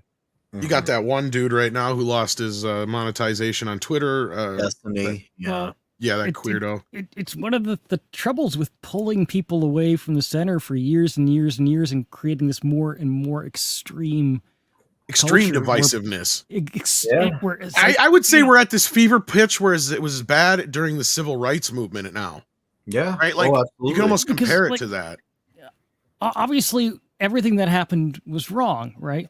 But when you think about what caused it to happen, and you've already mentioned this, is that when you're saying that something is an existential threat, when you're saying that, okay, and then again, I don't want to get political, and I don't think this is really a political view. It's just to say, if you say that somebody is going to end your country, if you say that somebody is going to end everything that you believe is to be well and good and your freedoms to live your life, if it happens, and now you're saying this guy's going to win, right? Especially after that debate.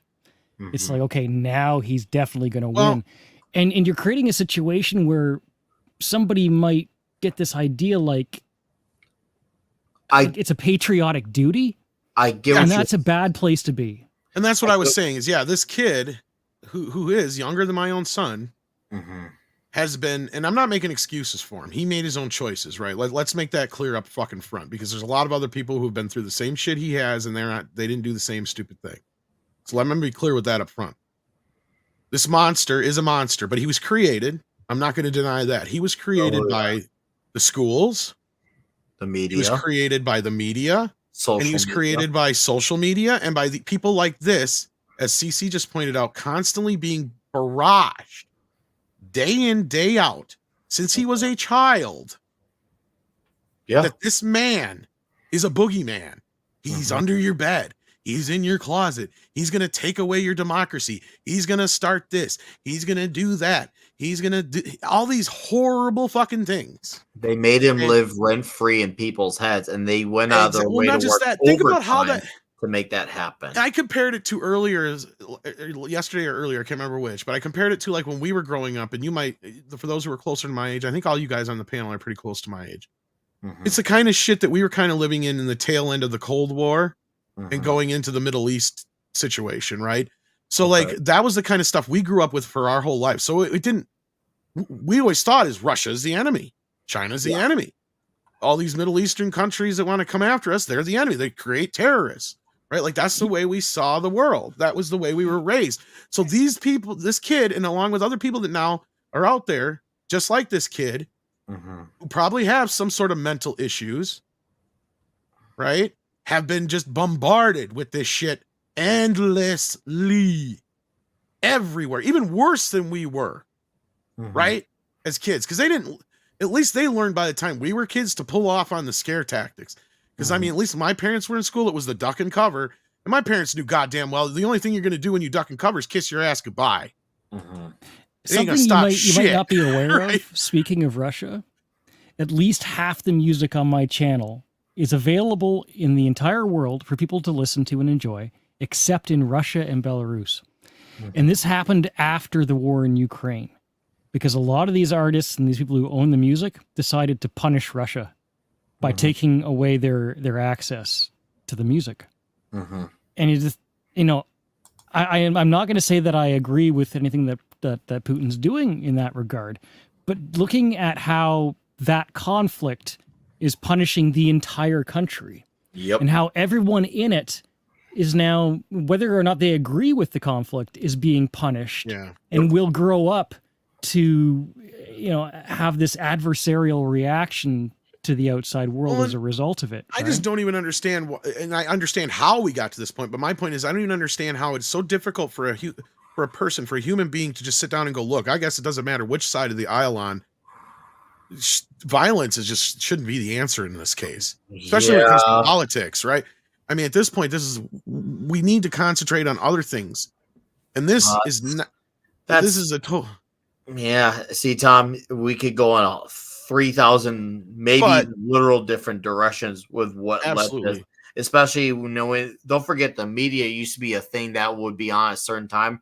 Now we have an endless loop of it, and on top of it, they're pretty much nearly exempt. Oh, we're here mainly because of the 24-hour news cycle. 110%, Nick. Oh, yeah. 110%. Because guess what? Before that, the news was 2-3 times a day, and that was it. People could live the rest of their lives unless they went and picked up a newspaper. And it made people. And that was usually to kill time.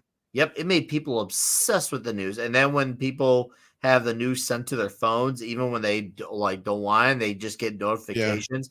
And then they change Google, YouTube, Twitter, Facebook, all the algorithms to send it around, perceiving one guy in a certain light. You know what? For all the flack we still give Twix for all the issues it has, because it still does. I'll say my genuinely honest opinion. I feel like Elon Musk's job with Twitter has been 50-50, maybe 55-45. But there's one good thing now I can say in the last 3 days. If we didn't have him running Twix, can you imagine how much this you got a good point. Downplayed? Like, Yeah. can you imagine how much this footage might even have been like removed? Think about But it. I don't even want to get into that part of it, but you're 110% right, Nick. I agree with you wholeheartedly. Because, like, Yeah. again, I didn't want to get into there was this whole thing too, Mr. Lyman, and I'm not trying to get into that stuff. I was just trying to get to a point. Because the other side of this, let's push all the political shit aside, because that's Sounds good to that's the cause of what's to come here now, or what's going on here now. Because as you see here, this educated hillbilly brings up a good point, or brings up this point that after the Jack Black and his Tenacious D celebrated their assassination of Trump on Saturday, they got about 10,000 calls and texts from concert venues me. that they'd booked and their reservations. You see, these places have to wow. carry insurance to cover the mass casualty event. Some places, it's literally the Right. law, have to have a certain level of coverage. That insurance is very, very expensive, as you can imagine. And as you can be talking about, thousands of people and potential liability insurance companies will even ask you to take out additional insurance for specific event over the above. And so basically, that's probably what's really going on here. And this is almost their own rhetoric working against them, because the reason they're freaking out, because you know what they're thinking is that now that the chances of they said something about Trump, well, of course, some right-wing idiot is going to come in here and shoot up the place. You know, that's kind of what they're thinking, right? And I'm not saying that specifically, but that's just one of the possible scenarios going on in this situation. So what's happened now is they're losing all these gigs. So let's go back to Jack's statement here for a second. Yeah, that really shines a lot on his statement. Exactly. You know where it I'm seemed going with pretty this. extreme for him to just cancel a tour. So after much or reflection, I no longer feel it's appropriate to continue the Tenacious D tour. So he's not just canceling the Australian side of that's this. excessive. He It says, and feels all excessive. future creative plans are on hold. I'll tell you why. Yes, I agree with you to a point, CC, that may be excessive. But I'm going to tell you the conversation that probably happened this morning. Kyle Gass is fucking nobody when it comes to the Jack Black brand. And the Jack Black brand is worth a hell of a lot more than Kyle Gass. Mhm. And Jack had to make a fucking choice. Mhm. It's either Kyle, you stand behind him, and you lose all this shit, or you cut ties with him and Tenacious D, and you try to get the Jack Black brand back into good shape, because guess what? You done fucked yourself now, buddy. Because at this point, you can't play anywhere. He's probably got certain deals that are up in the air. And this sucks, because you know what? This sucks for them. They just had their biggest hit ever with the Britney Spears song. Mhm. And Kyle's probably just lucky he got credit on that thing, because I don't even know if he did anything besides harmonies on the motherfucker. That's the thing. He's not all that fucking talented. He's not that great. He's just there because Jack needed a backup. Yes, of course. Yeah, the other trouble with this Now is he's a liability. Now he's a fucking liability. Exactly. Mhm. Bingo! I feel like him also canceling That's it makes why him this look. is happening. Him canceling this now is an overreaction and overcorrection, quotation marks.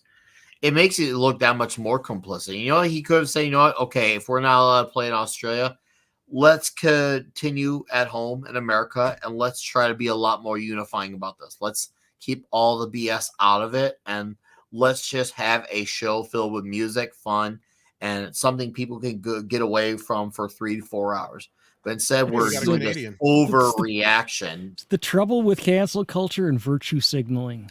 Well, First of the all, thing I is, don't know he how canceled authentic himself his in this apology was. regard. I want to take it seriously. I want to believe him, but I don't know for sure how authentic it is, because it's always forced, right? Oh, Jack's And probably at the pissed. same time, you're absolutely right, Nick Weiser.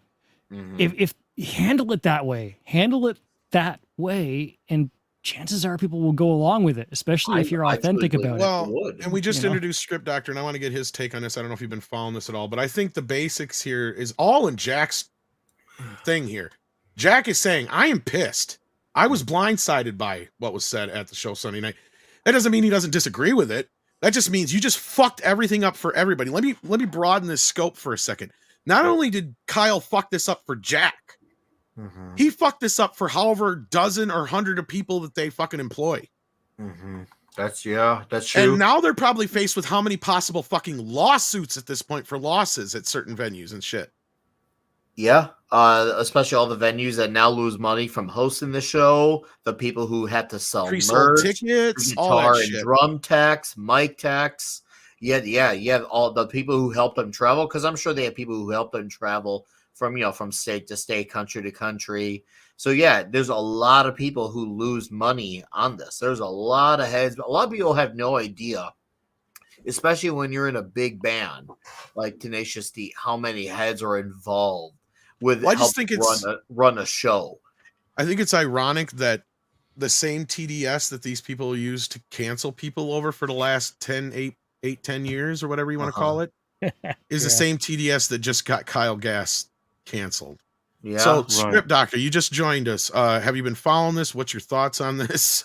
I don't know if you caught any of what I'm a we little said. perplexed by it because Tenacious D is known for being a comedy band that makes fun of the edgy things rock and rollers say. That's part of their brand. And I think that this was a joke that just did not play well. I also think Jack Black really has to up his improv skills because Kyle kind of set him up for something kind of amazing. And I'll just ask this question out there. What's the number one rule when it comes to a birthday wish? You don't tell anybody it doesn't come true. Exactly. So he just technically saved Donald Trump's And that's life in the why you're a future. script doctor. Yeah. Because that's basically it. Because if Jack Black said, dude, it's never going to come true, he's like, that's why I'm here to save Donald Trump. Like he could have rolled with it, but they didn't because Jack Black's not a great improviser. That's the mess. Such a And mess. the other part too is I think well, this is mostly Australia kind of canceling everything on them. Kind Because of. As far as I know, none of his US or Canada or European tours have been canceled Well- yet. I do know that they're holding on that, but they've got a few months, if not almost almost a year. Yeah, but I think they're all canceled now. And here's another thing: is he was dropped. Kyle was dropped by his agent. So he doesn't need That his to agent me- to go on tour. I know, but that to me tells me that he no longer has Jack's protection. And the reason he lost his agent, let's be clear, because the only money that's coming in for Kyle Gass is Tenacious D money. So if he's not going to have any Tenacious D money coming in, he ain't no use to them. And the only person who's going to be able to save his ass right now is Jack. And Jack threw him under the bus with that tweet right there, or You Insta mean the Instagram post post? or whatever. Yeah.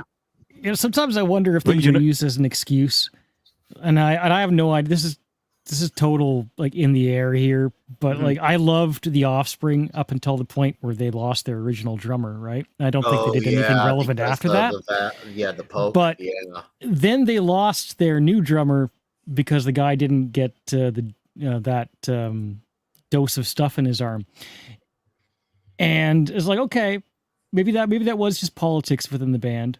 But I can't say that I was totally disappointed that they fired that drummer because I didn't like any of the work that he did with the band.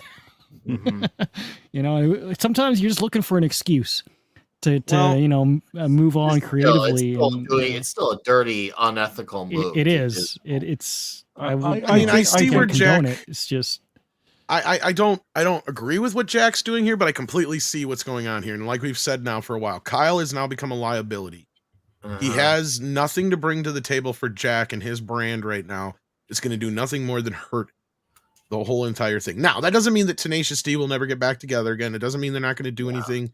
No, in the these are the guys future. that say "Hail Satan" after a bunch of their albums. They're fine. Exactly. I mean, I just think that this was kind of shitty for Jack to do it this way. I agree with you guys, but I understand from a business standpoint why he's doing it this way.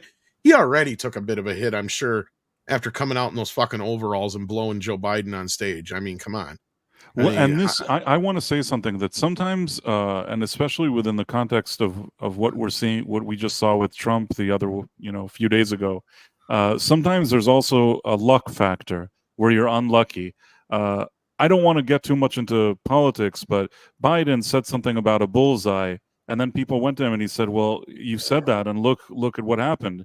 And then he said, "Well, I didn't really mean it that way. I meant it this way. I didn't-" crosshair, Right, which I mean, isn't even better. It's like, Wait, no, what? you Not idiot. the auto industry in that context too. I don't know. But then he's like, just focus. But it doesn't matter. The point but- is, What I'm Go trying ahead. to say is that it doesn't even matter if he had the best intentions in the world. Sometimes there's a certain optics thing that you can't delete. So he said Right. bullseye, and it's really hard to walk that back no matter what he says. And with Jack Black, he can go and say as many apologies as he wants. But given that just a few weeks ago we saw him in those overalls, like you said, that's yours what you said, that he was blowing Joe Biden. And well, I I don't meant completely disagree. figuratively, but yeah. Who knows? But yeah, If that microphone was a dick, I'll tell you what, it'd have been in his mouth. but basically, he was in that event with the overalls and doing that whole thing, and then Maybe this happens really really hard to disconnect those two associations, those things. Do you get what I'm saying? It's Yeah. unlucky. You might say it's unlucky, but all I Well- can think of is him in those overalls, and now this. And Jack actually was on he already had his stock at a certain point, right? And between Mario Brothers and Kung Fu Panda 4, and especially the song, right, like I was pointing out, Yeah. those three things had really kind of jumped his stock up a bit in the last year or so. yeah, huge. And this just pissed all over it. For Jack Yes. to react like this tells me he must have lost a couple of deals besides Tenacious D deals. That's what it tells me. Because for him to completely throw Kyle under the bus like this, again, I'm not saying they won't ever do anything in the future, but I'm sure Kyle understands that he fucked up. He fucked up so bad that he's done screwed a lot of people out of work. Yeah, some of these people will probably find work elsewhere, but that's not the point. They probably thought they were going to be working for the next 6 months. Right? So, and like I said, I even was kind of planning on going to the Madison show when they come to Madison in October. That's not happening now, it sounds like. So I wasn't going to go now anyway after this shit, but even if it was still on, and I can understand why, because they are a liability now. And that's the other part we got into script. I don't know if you'd heard about that, but even though they're making this decision publicly, there's other people coming out and saying the reason is because now their insurance has skyrocketed. So these places are canceling on. But due to potential violence and attacking the Tenacious D Yep. people? Or just in general, because like this guy said, they already have, because with all the events that they've had in the last 20 years, like you have to carry mass casualty insurance. Yeah. Yeah. So like, and it's expensive as fuck. So a lot of these places, yeah. Wonder why your concert ticket is so high. Think Axl Rose. Google it, kid. Yeah. Oh yeah. Well, there's also what was it? Ariana Grande, Taylor Swift. They had some threats. Even Lady Gaga at a time. Had See, this threats. is what I love. Here goes. So no, Jack Black's heart didn't magically grow 3 sizes that day. He puts that. Didn't have any self-reflection. He didn't suddenly have moral compass. He got his tour canceled. He lost money. Won't be getting on stage high on good weed, mushrooms, and jamming with his buddies for blah blah blah. And here's the thing: is I'm not so sure that any of. I think almost all of them probably canceled on him, not just the Australian one. Because I think even in America and other places, their insurance probably just skyrocketed. And let's be real, Tenacious D ain't pulling in the kind of numbers that Guns N' Roses even is still. Yeah. So the thing is, they could have still Each been band. able to do a U.S. tour, and probably they could have at least gotten by swimmingly. They could have at least still gotten by swimmingly, but once again, I still don't. I don't Well, like that goes. overreaction, but Jack Black should have not went along with that. He Well, knows. I don't Nick, buy his. and I'm line. not sticking up for Jack, but here goes Heard to my what he point, heard. though. Yes, some of these people may be able to find jobs, but a lot of these people, like Kyle himself, this is their job. So now Yes. they just lost out. And this is probably going to cost Jack some money. Because I'm sure that unless there's some no-fault clause in some of these contracts, he's going to have to pay out because of this, probably. Mm-hmm. Oh boy, if that's the case. And That's I don't what I'm know- saying. And that's where I can see Jack is probably pissed Ugh. as fuck right now. Because he just threw his buddy under the bus. And that's why he's being dropped by his agency. Because this all happened in real quick boom, boom, boom this morning. Yeah. I got more respect for people when they have balls, and it feels like nobody in this situation has balls. It I just don't feels agree like with the a bad statement, situation for but, everybody around, all around. I mean, Yeah. I would be. I a feel lot- like most of the people here had enough power Mhm. to be more powerful than the way they acted. Yeah. It just feels like these Yeah. men are all being very just dickless, weak men. And as I mentioned earlier, I would be a lot more open and accepting that if they are trying to turn the ship around, but instead, this is all we apologize because we got caught and we're going to overcorrect the problem. No one was looking for them to absolutely get their tour completely gone, like gonzo. They did that to themselves. Obviously, the Australian government responded the way they did, but they have a chance to Oh, yeah. try to redeem it. And maybe could they do that down the line? Sure. But as of now, this just seems like the response. I'm talking years. It Years, probably years. should be I'm said talking on, like Maybe in it us. is. Maybe it is. I'm just. 10 I'm, years. I'm, If I'm you being- say or I'm write being the wrong generous. thing online in Australia, the government will come bash down your door. I'm being generous with my estimates. I don't Yeah. know how. Well, and this is kind But- of also a lesson to Americans at how, especially we these have woke it. tards, how good we have it here, right? Like, yeah, Mhm. freedom of speech exists for a reason, guys. It doesn't, and not necessarily, they don't have it everywhere. How Yep. often are rock stars learning that shit?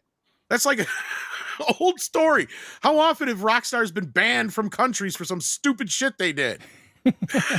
Not even what they said, even gestures, man. You do a thumbs up in a couple of countries towards the Middle East, you will get your hand chopped off. Dude, there's still like people once they have no idea how good we can still say certain things. There are bans when they go to countries like even Germany, where they have to have politicians there if they're considered an offensive band, and they're given a list of specific songs they cannot play, and if they do play those songs, they get sent to jail, no questions. Sent to jail. And I'm not exaggerating. If you really like don't believe me, I'll give you the band name. The band's name is Cannibal Corpse. The members will tell you themselves, like, this has happened to them. And there are times where they say the policy gets uplifted, and then the next tour they go back, the law is reinforced again. So it's a very This sounds like the plot of the movie Top Secret with Val Kilmer. yeah. Probably was. All I'm trying to get at is for all the flaws we have, be glad we still can say the things that we can now. Because once again, if he had said what he said in America, he probably would have been promoted for it. He probably would have been on The View or Good Morning America for it. But I don't think it would have had the same outcome. I agree with you. No, definitely would not. And I think the venues reacting this way was because of Australia reacting this way, most likely. Yes. If the other countries chimed in on this, because I agree with you. I don't feel like, unless there was something bigger here at play that Jack lost out on, that you don't stop this tour. You got bills to pay. You got people to pay. Mm-hmm. I'm sure Jack's going to be out a lot of fuck. Because where's Kyle going to come up with the goddamn money to pay for this shit? Well, I think that what they need to do is they need to give back the deposits. In most of these type of shows, that's what I was thinking. You get 50% up front, and then there's 50% usually at the event and sort of a back end from the ticket sales and things like that. But my point is, though, Price, and Script can kind of back me up on this, is like Jack Black, he's a very prominent actor, but he's not making the kind of money that Tom Cruise and these guys are making. Like, he's not a multi-billionaire or anything. No, and if he starts getting lawsuits from venues and stuff, and they somehow attack him, at minimum, this is something a headache that he didn't want. And his representatives certainly didn't want it, which is why they got rid of Kyle. Well, and it sucks for me because I've been a big fan of his for most of my life. I mean, it says here he's worth about $50 million. Well, that's in collected assets. That's not a net. That's in collected assets. Exactly my point. So, liquidity wise, he ain't got the kind of money to be dishing out like that. I mean, this was probably his Christmas nut, right? Right.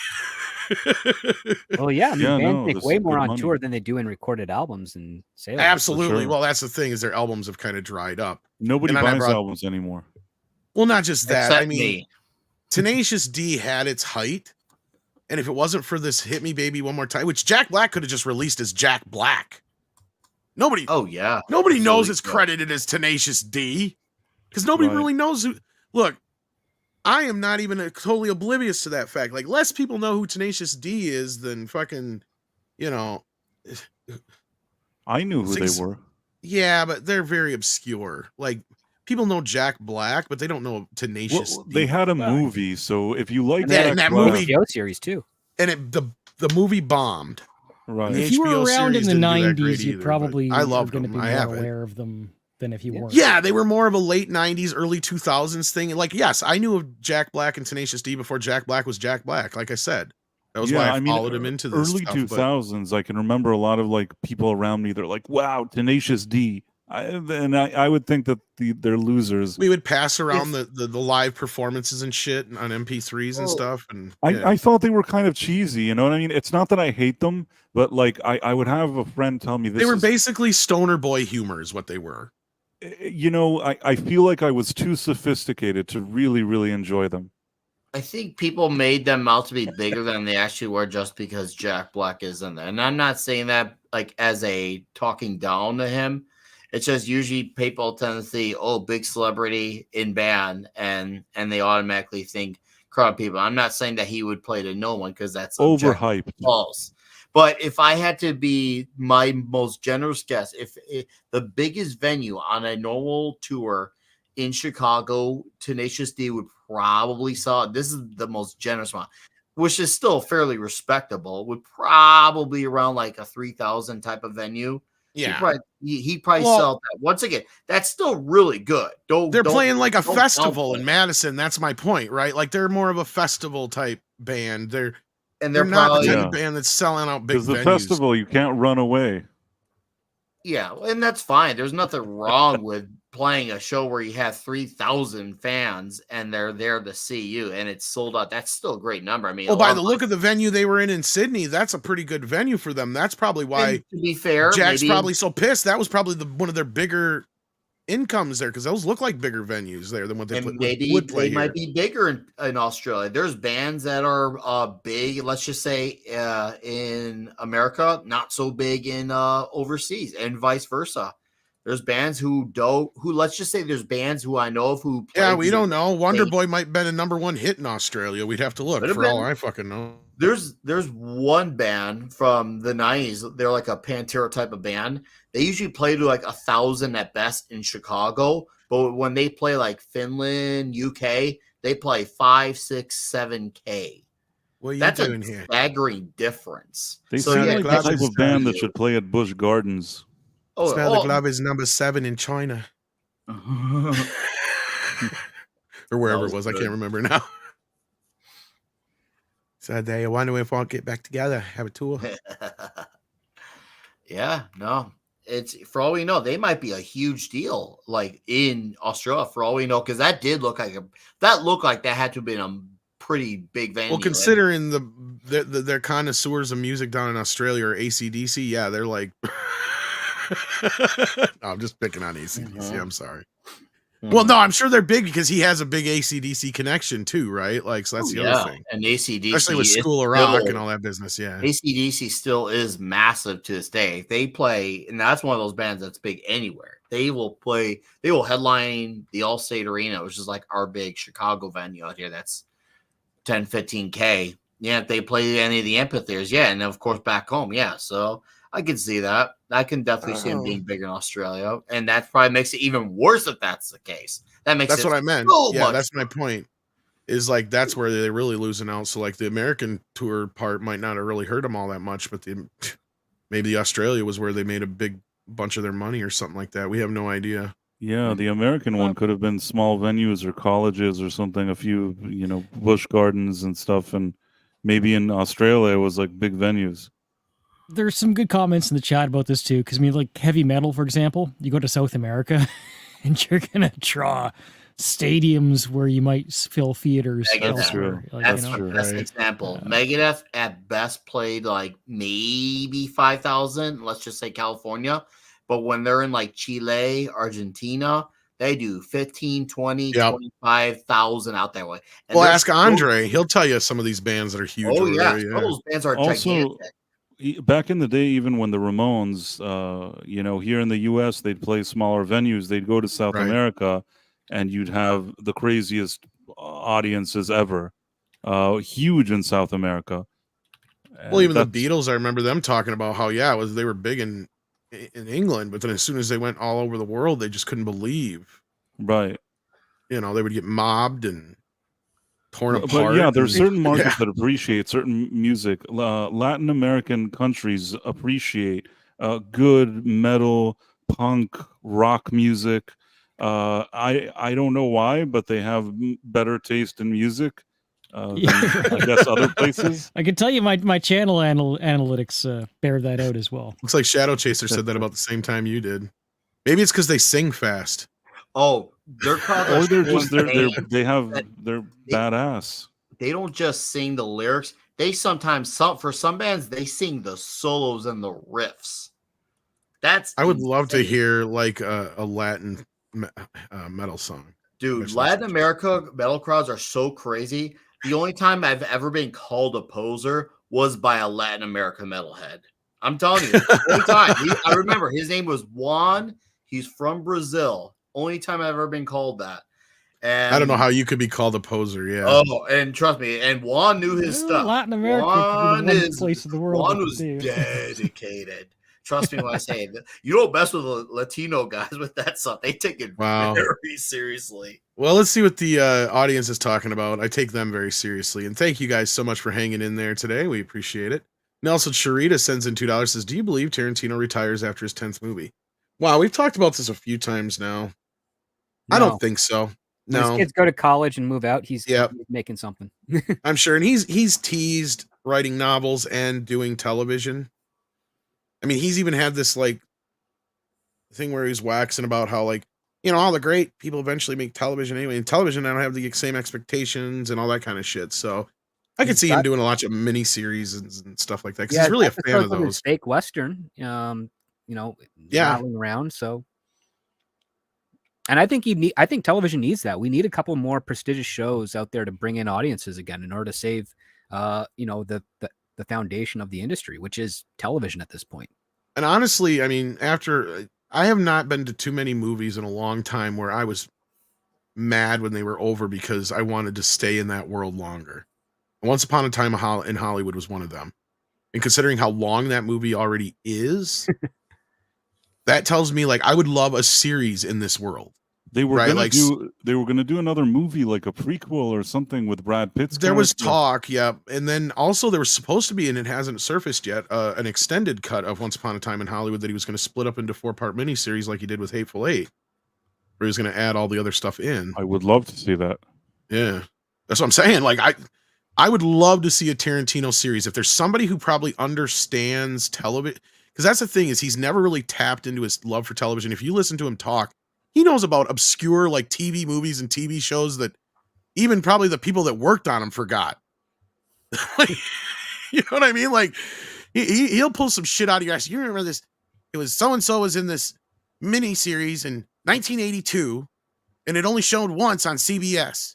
It's like, how do you I fucking think he remember had like that? a number of VCRs and televisions all programmed Yes, he to did. record television while he was at work. So he came back to watch it when he's He loved television. Like Yeah. that's why he was on the Golden Girls and all that shit back in the days, because he just loved TV and he kept doing like appearances on TV shows and shit all the time because he was just fans of these TV shows.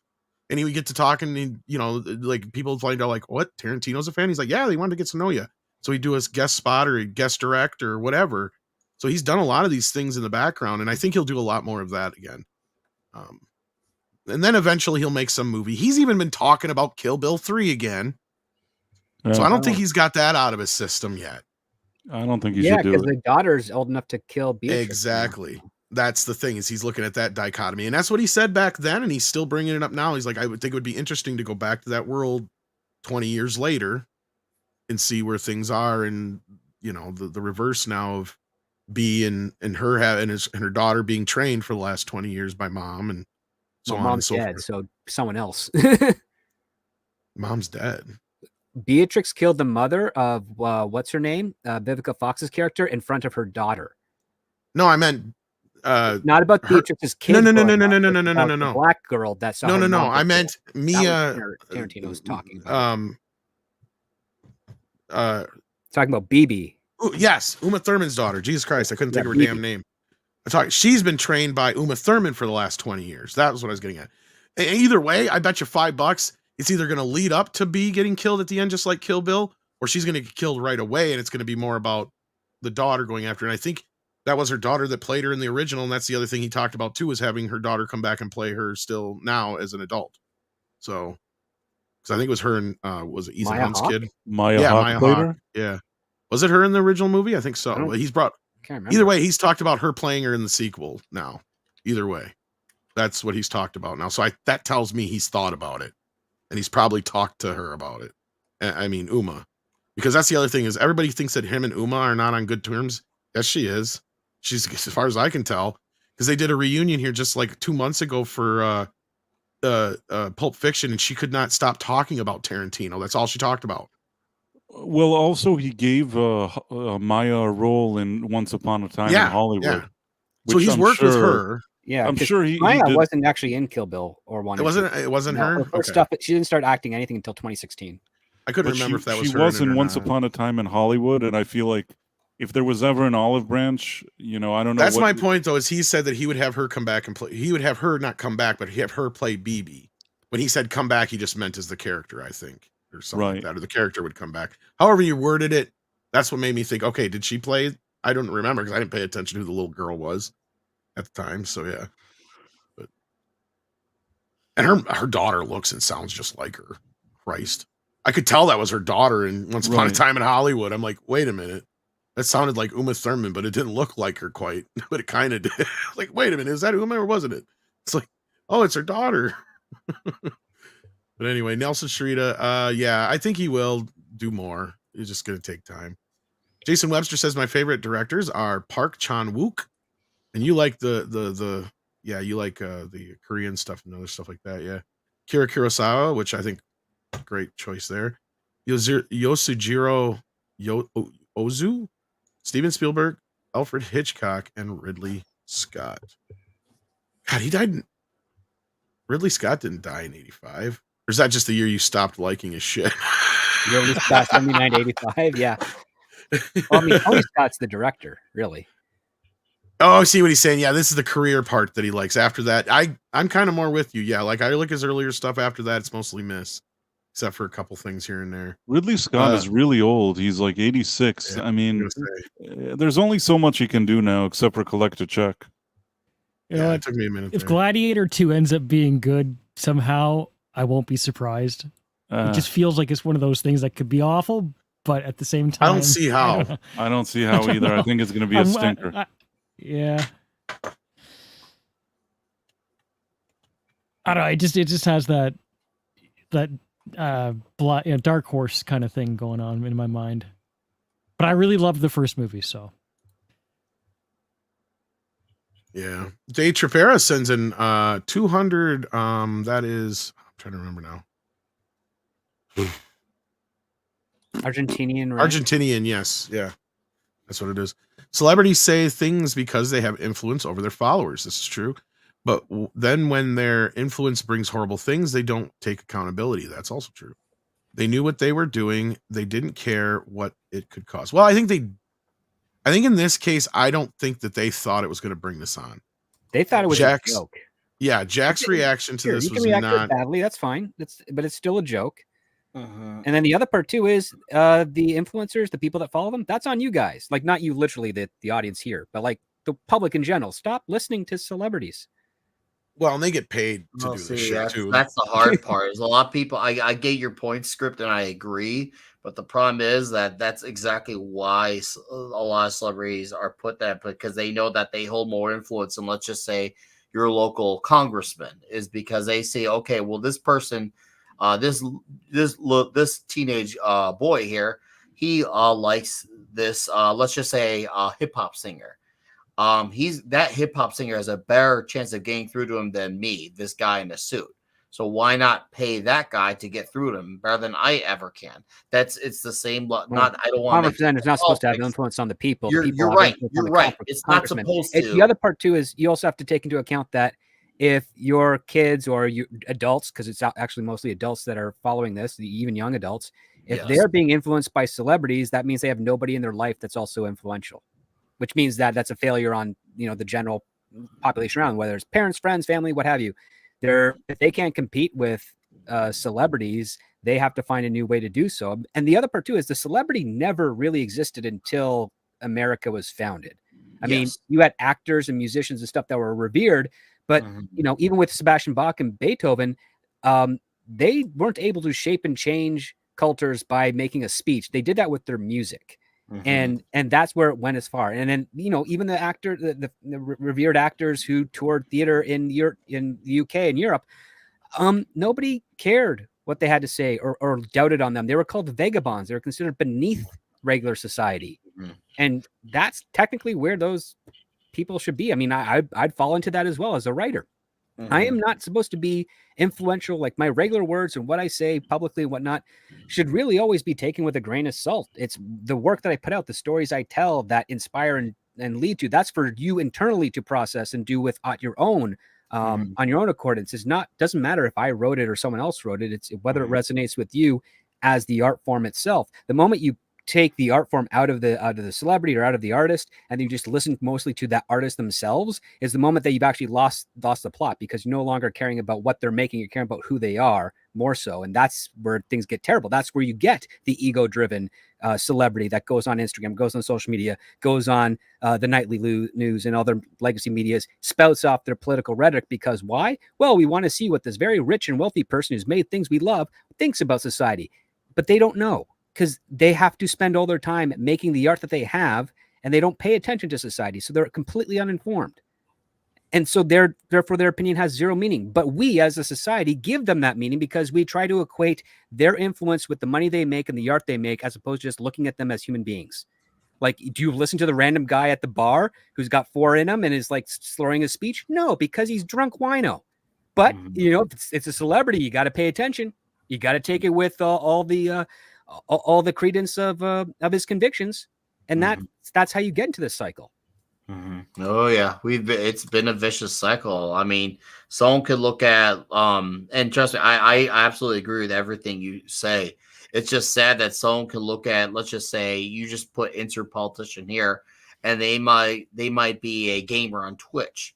They're not going to look at their policy. They're just going to say as, hey, look, this person's a gamer like me, therefore by default, oh, this is from my state. Well, of course I'm gonna vote for so and so because that person's more like me. There definitely needs to be a figure out on how to get away from this type of thing. I'm not saying a politician should have a gaming channel, but as far as how do we get to a point where they don't have that type of influence, because it's clear that is used and taken advantage of to the nth degree.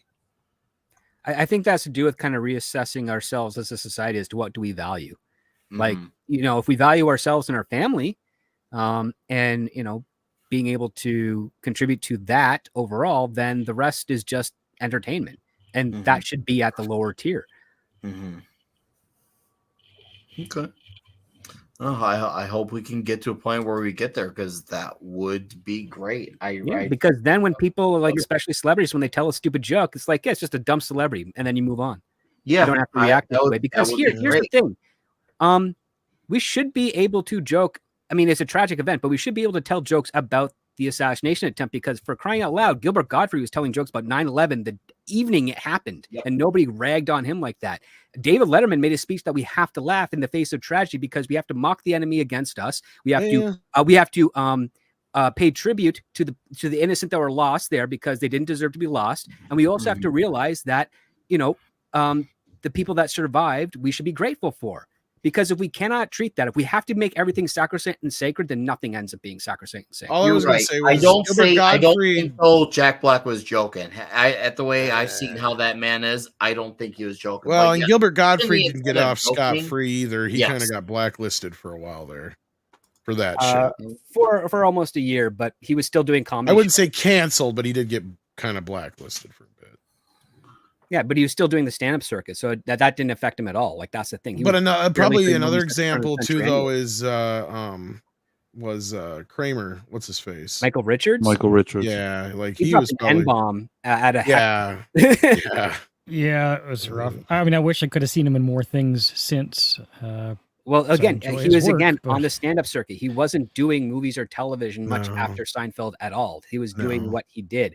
When he did that, he actually didn't lose his stand-up circuits at all. No. He just got, berated in the trades, and, fairly enough so, because why would he react that way or do something that way? That's kind of the saying. Is like, yeah, he got away easier than, because I remember like Gilbert lost a few things over that for a while there. Wasn't he the Affleck goose, and then he wasn't?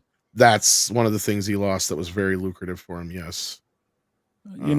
Sometimes when you have that kind of gig, I think something with Iago too. Like there was some other deal that it's important. Like the guy that there was a guy that said Geico. You know how there used to be the commercials? Give us 15 minutes and we'll save you 15% on your contract. The voiceover guy, not the Geico itself, but not the Geico itself. There was a guy that just used to say that same stupid, idiotic sentence over and over again. It's as if like they just needed to record him once and it probably would be fine. They just kept using that same guy and his voice, and he made tons of money. And then he had some kind of meltdown of politics, or I don't know what he talked about. And then they pulled the plug on his gig. Remind me, what did he say? Why did he lose the gig? I don't even remember. Oh well. I don't think anybody remembers, honestly. I remember the commercials, but That has to be the dumbest. I don't remember it suddenly ending. So if he had a dumbest way to lose the you know? best gig in entertainment. I mean, imagine getting a ton of money to say that's. Speaking of gigs, you know the guy who wrote the bass line for Seinfeld Yeah, gets paid every time. Yep. That's a good gig. Called residuals. It's a good bass line. But no, like the only other person I could think of who prior to cancel culture who was really affected by this was probably Mel Gibson, who's still dealing with it a little bit, maybe a lot of bit. Because the more I've been hearing, like I wouldn't get your hopes up, guys, for Lethal Weapon 5. No, I really wouldn't. From what I've been hearing, like. What have you been hearing? I don't hear positive things about him recently. I don't know. Where'd you hear it from? Because I've heard that it's not even basically being from talked about. Skydance for Flight Risk, for some of the stuff he's doing in Australia right now, and a couple of the projects he's got in the works. People are actually really excited to see him return. I'd hope so, because as far as I know, Warner Brothers, it's not necessarily on their plate right now. Really? Yeah. Well, hopefully the person I heard from was wrong, because Because for one, that interview that everybody was going about with like 2 or 3 weeks ago or whatever it was, that was from like 2 years ago. Which interview? There is that interview with Mel Gibson that everybody was passing around like it was new news. It was from 2 years ago. I don't even know what interview you're talking about because I haven't seen anything being passed around recently about Mel Gibson. When everybody was talking about Lethal Weapon 4, like maybe you weren't here on the show. You mean Lethal Weapon 5? Or 5, yeah. Like 2-3 weeks ago, everybody was talking about it again because somebody rediscovered an interview with Mel Gibson from like 2 years ago. Okay. And he was talking about Lethal Weapon 5, all the shit that we reported 2 years ago. That was my point. It was the same shit. It was the same report, but everybody just discovered it again for some reason. And I was the only one who kept pointing out to people, it's like, this interview is from 2 years ago. And nobody would listen to me. And that's why we didn't talk much about it at all on Mead, right? Because if I remember correctly. Not on here, no. Yeah. Because I hadn't heard anything since then. So no, he hasn't even been asked about Lethal Weapon yet because he's prepping for his press tour for Flight Risk, which is going to be released in October.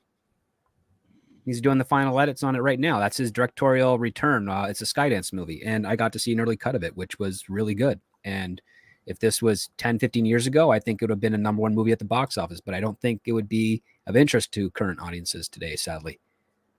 When everybody keeps asking about Passion of the Christ, I've heard 2 stories about Passion of the Christ. I've heard it's going to be 2 more movies now, and he was already supposedly filming it, but then again, I don't think he has yet. So I don't know, because he's been doing Flight Risk, so I don't know when he would have been doing it. So I have no idea. And then Sabretooth Raptor says, I would like to hear Script's thoughts on their casting of Star Wars. What would he do, and what is his thoughts on my casting? It can be with new characters at the time. Oh boy, I'd have to go back and get your super chat here. Hang on. SFX F314 Sabretooth Raptor had cast. Why recast Star Wars? It's there. It's done. That's kind of what I said too, in a way. Talking about casting new Star Wars film, just like fun. Well, he said I choose. It was basically if you were forced to recast the original trilogy, I guess. Yeah, he picked Glenn Powell as Luke Skywalker, Sydney Sweeney as Leia, Gracie Bond as Mon Mothma, or other character. Gracie Bond? That fat as bitch? Kenobi. No way. Oh gosh, I can't even think of actors alive now that would be worthy enough for that. Because I would do like Obi-Wan Kenobi, Laurence Olivier, right off the bat. That would have been pretty cool. No, but they have to be alive now, so you have to say like Timothy Chalamet. Yeah, I said like there are no actors alive now that could do well with that. Not really, but I mean my I don't want to rat boy was... Timothy Chalamet in your Star Wars. Jesus. Well, I said Tom Holland or Timothy, if not Tom Holland, and then I said what's her face from Stranger Things as Leia. Millie Bobby Brown, yeah, and then I said masculine of a girl for whatever. That was just looks I'm like just telling Jason you. Mewes, for crying out loud. Who was the other one? I picked Jenna Ortega. Otherwise, Jenna Ortega. Then, she's tiny, but yeah, I'd do Jenna Ortega as like an alien because she's tiny. She's like 4'11". Millie Bobby Brown could have done a Princess Leia. She probably could do it okay. Not as good as Carrie Fisher, but I mean, if I was forced to, I'd probably cast her. Forced to? Okay. She's got the look, or I mean, She's she got should the have. look. She should have played it And she's years got ago this- under better management. I think she's got the whatever that presence you need for her. But yeah, that's just Yeah, she has a certain presence. She has something. So Anyway, what would you do? Your personal picks. I don't know. There's not a lot of current day actors that are that could do that.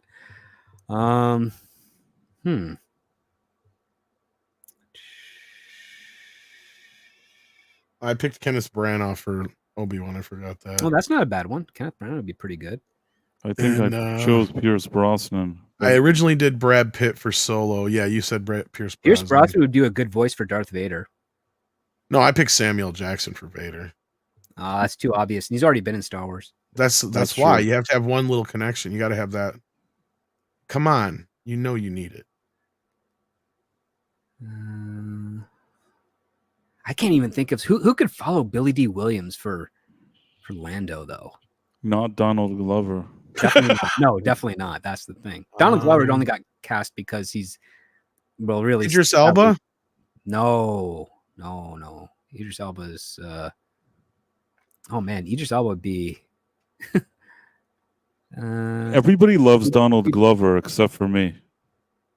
I like it when he's in a comedy that's not written by him because he's I funny. liked him in Community, but there were Okay, a I lot would of have Morgan Freeman do the voice of Darth Vader if you wanted me to be serious. Yes. Oh, that's too pleasant of a voice. Nah, he could do it. He could do it. Well, so was James Earl Jones. James Earl Jones had gravity to his voice that was way Well, I'm different. sure Morgan. We've never got to see Morgan as a bad. And Morgan has never played a bad guy in his entire career. There Not that I is can think of, something no. tremendously menacing about like a pleasant delivery. Now we just You got to get know me what it to really get means. Jonas. Yeah, to get Jonas Lawrence to do. Fishburne would be better. Sorry. Go on. I mean, you You don't don't need a understand black the man power of the Force, Luke. to do Vader. I mean, James Earl Jones and Lauren Green used to change voiceover work, when they were both, when Lauren Green was still alive, because they had very similar voices. And Lauren Green was a white Canadian. So, that's really hard to think of some modern actors that. Well, while you're thinking of more, Gola. I could 82 do sends Darth in Vader. two. Everybody can. I can do. I find them both insufferable. F. Kyle, F. Jack. Well, Good for you, sir. Go ahead. Kalekioki sends in 5. What was that, Nick? I was going to say, feel how you feel. I mean, we're all entitled to our opinions. Kalekioki sends in 5 and says, I think people are realizing, especially internationally, how crazy the left are when it comes to expiry. It touches a nerve for some people. Well, actually, what he said is actually part of the problem, because he, like what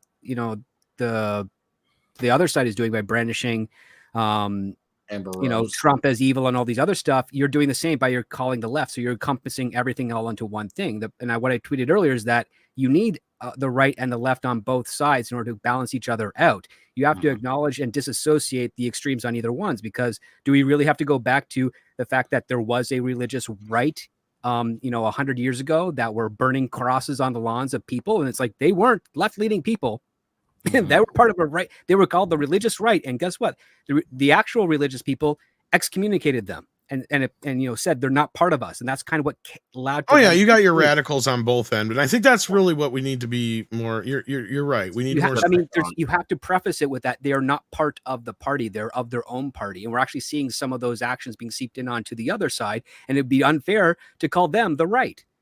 And so we have to remember that if you feed into it to the point where you end up having just a monolithic point of view, then you're never going to have any growth. And then you end up going to have essentially a type of singular control, probably in the close of something of like a corrupt theocracy or worse, a fascism, because you're not saying, oh, we cannot have other opinions. We cannot have other people on other sides politically from us because we have to brandish them all of this. Right. So you got to find that way to be like, okay, this person, like who's that guy with the stripper name that's getting all the flack right now? He's not part of like normal left-leaning people. He's just some nutbob just going off on Twitter or what have you. And who would ever trust a man that gives himself the name of a female stripper? Come on. So apparently the term Biden moment is going around with elderly liberals now.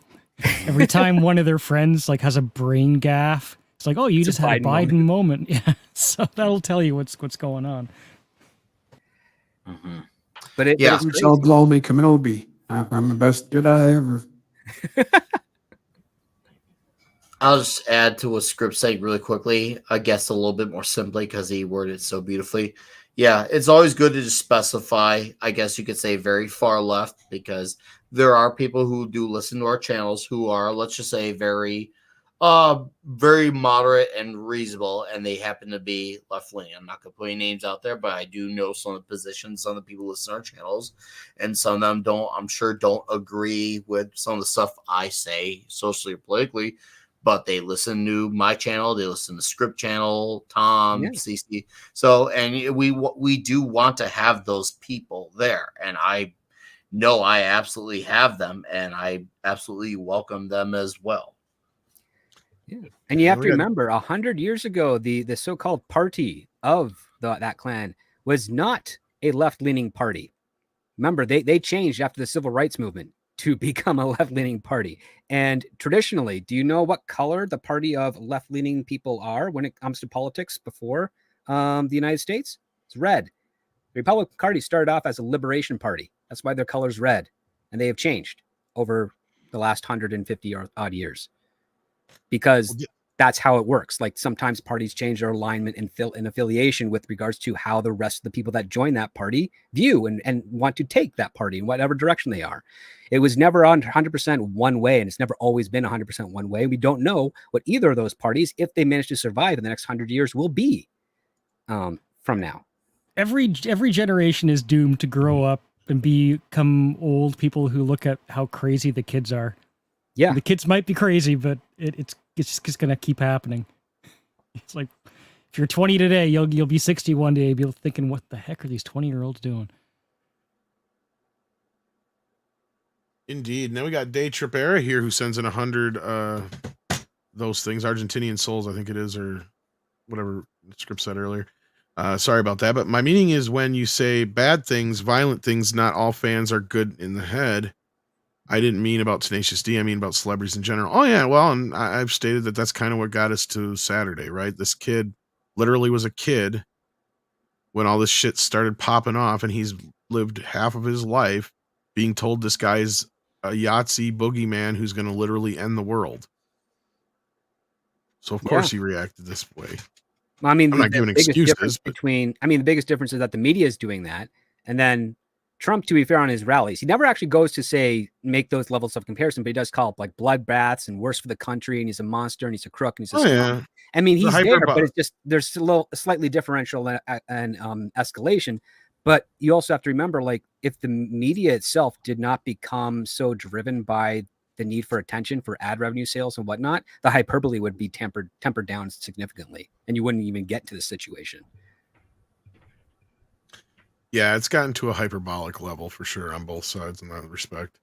But it's, how do I say this? It's more nefarious on one when you've demonized a person to the point where they've been dehumanized. Mm-hmm. And that's the problem we're seeing here, because and that's where the Tenacious D and like your, Mark Hamill's and of course Meathead had to finally say the same kind of shit. And whether it's not, oh damn he missed, or it's, I don't condone violence of any kind, but it's that but did you really need the but and go start victim blaming here? Because aren't you guys the party of victim blaming and against that shit or whatever? Oh no, there's no one party of victim blaming. They're both doing it.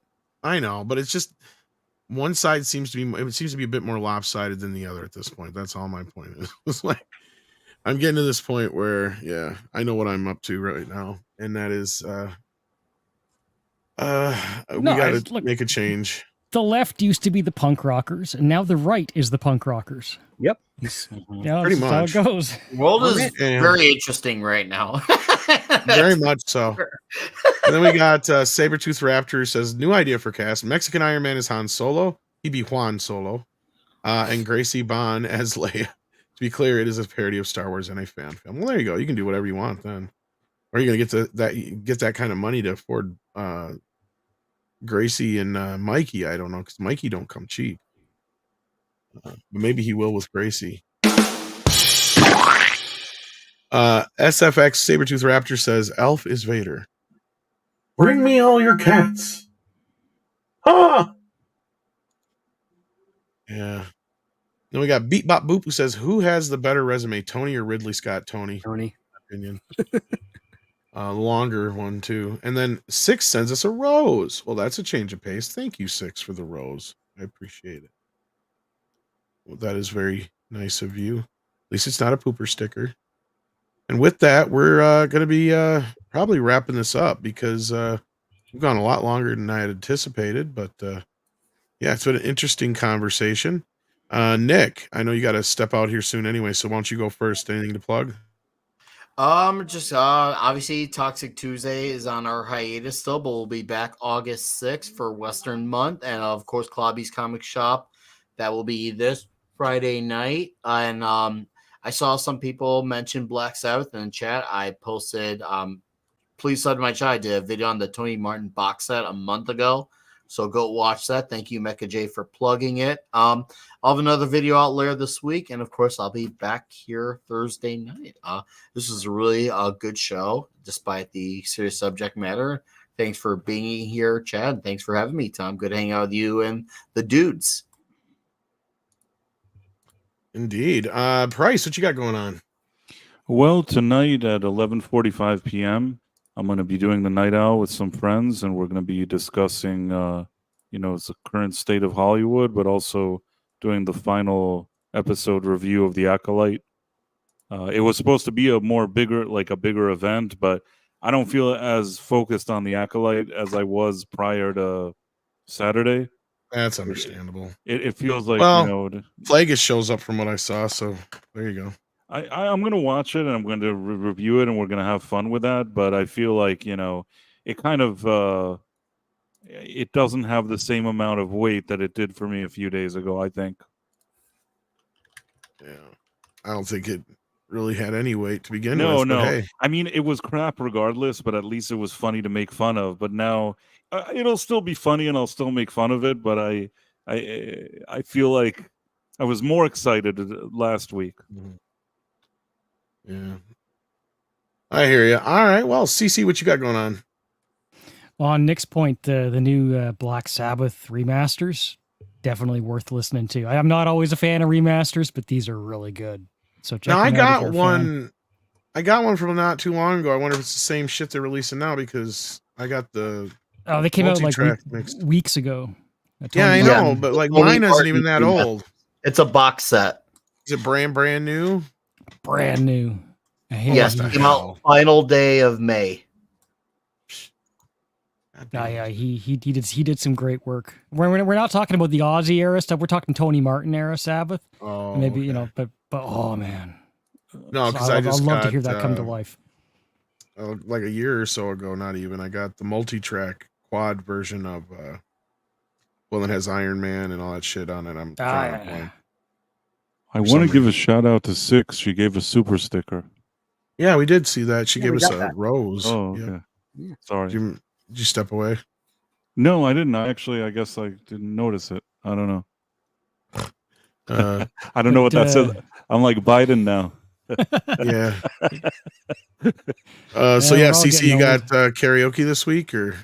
I can't promise anything. I'm driving on Friday to a place that's pretty thin on signal, and I'm too cheap to pay for Starlink right now because then I have to pay for 3 months instead of 2, and that's an extra couple $100. So probably not looking good for this Friday. But we'll get back at it, and I'll keep you posted.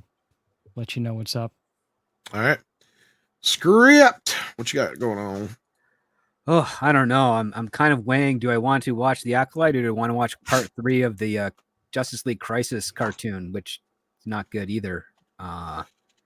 Talk about that later. I think I know the one you're talking about. The one that's the last thing that Kevin Conroy did. I mean, they've been saying this is the last Kevin Conroy performance for the last 4 things that has featured Batman in, so I don't even know for sure.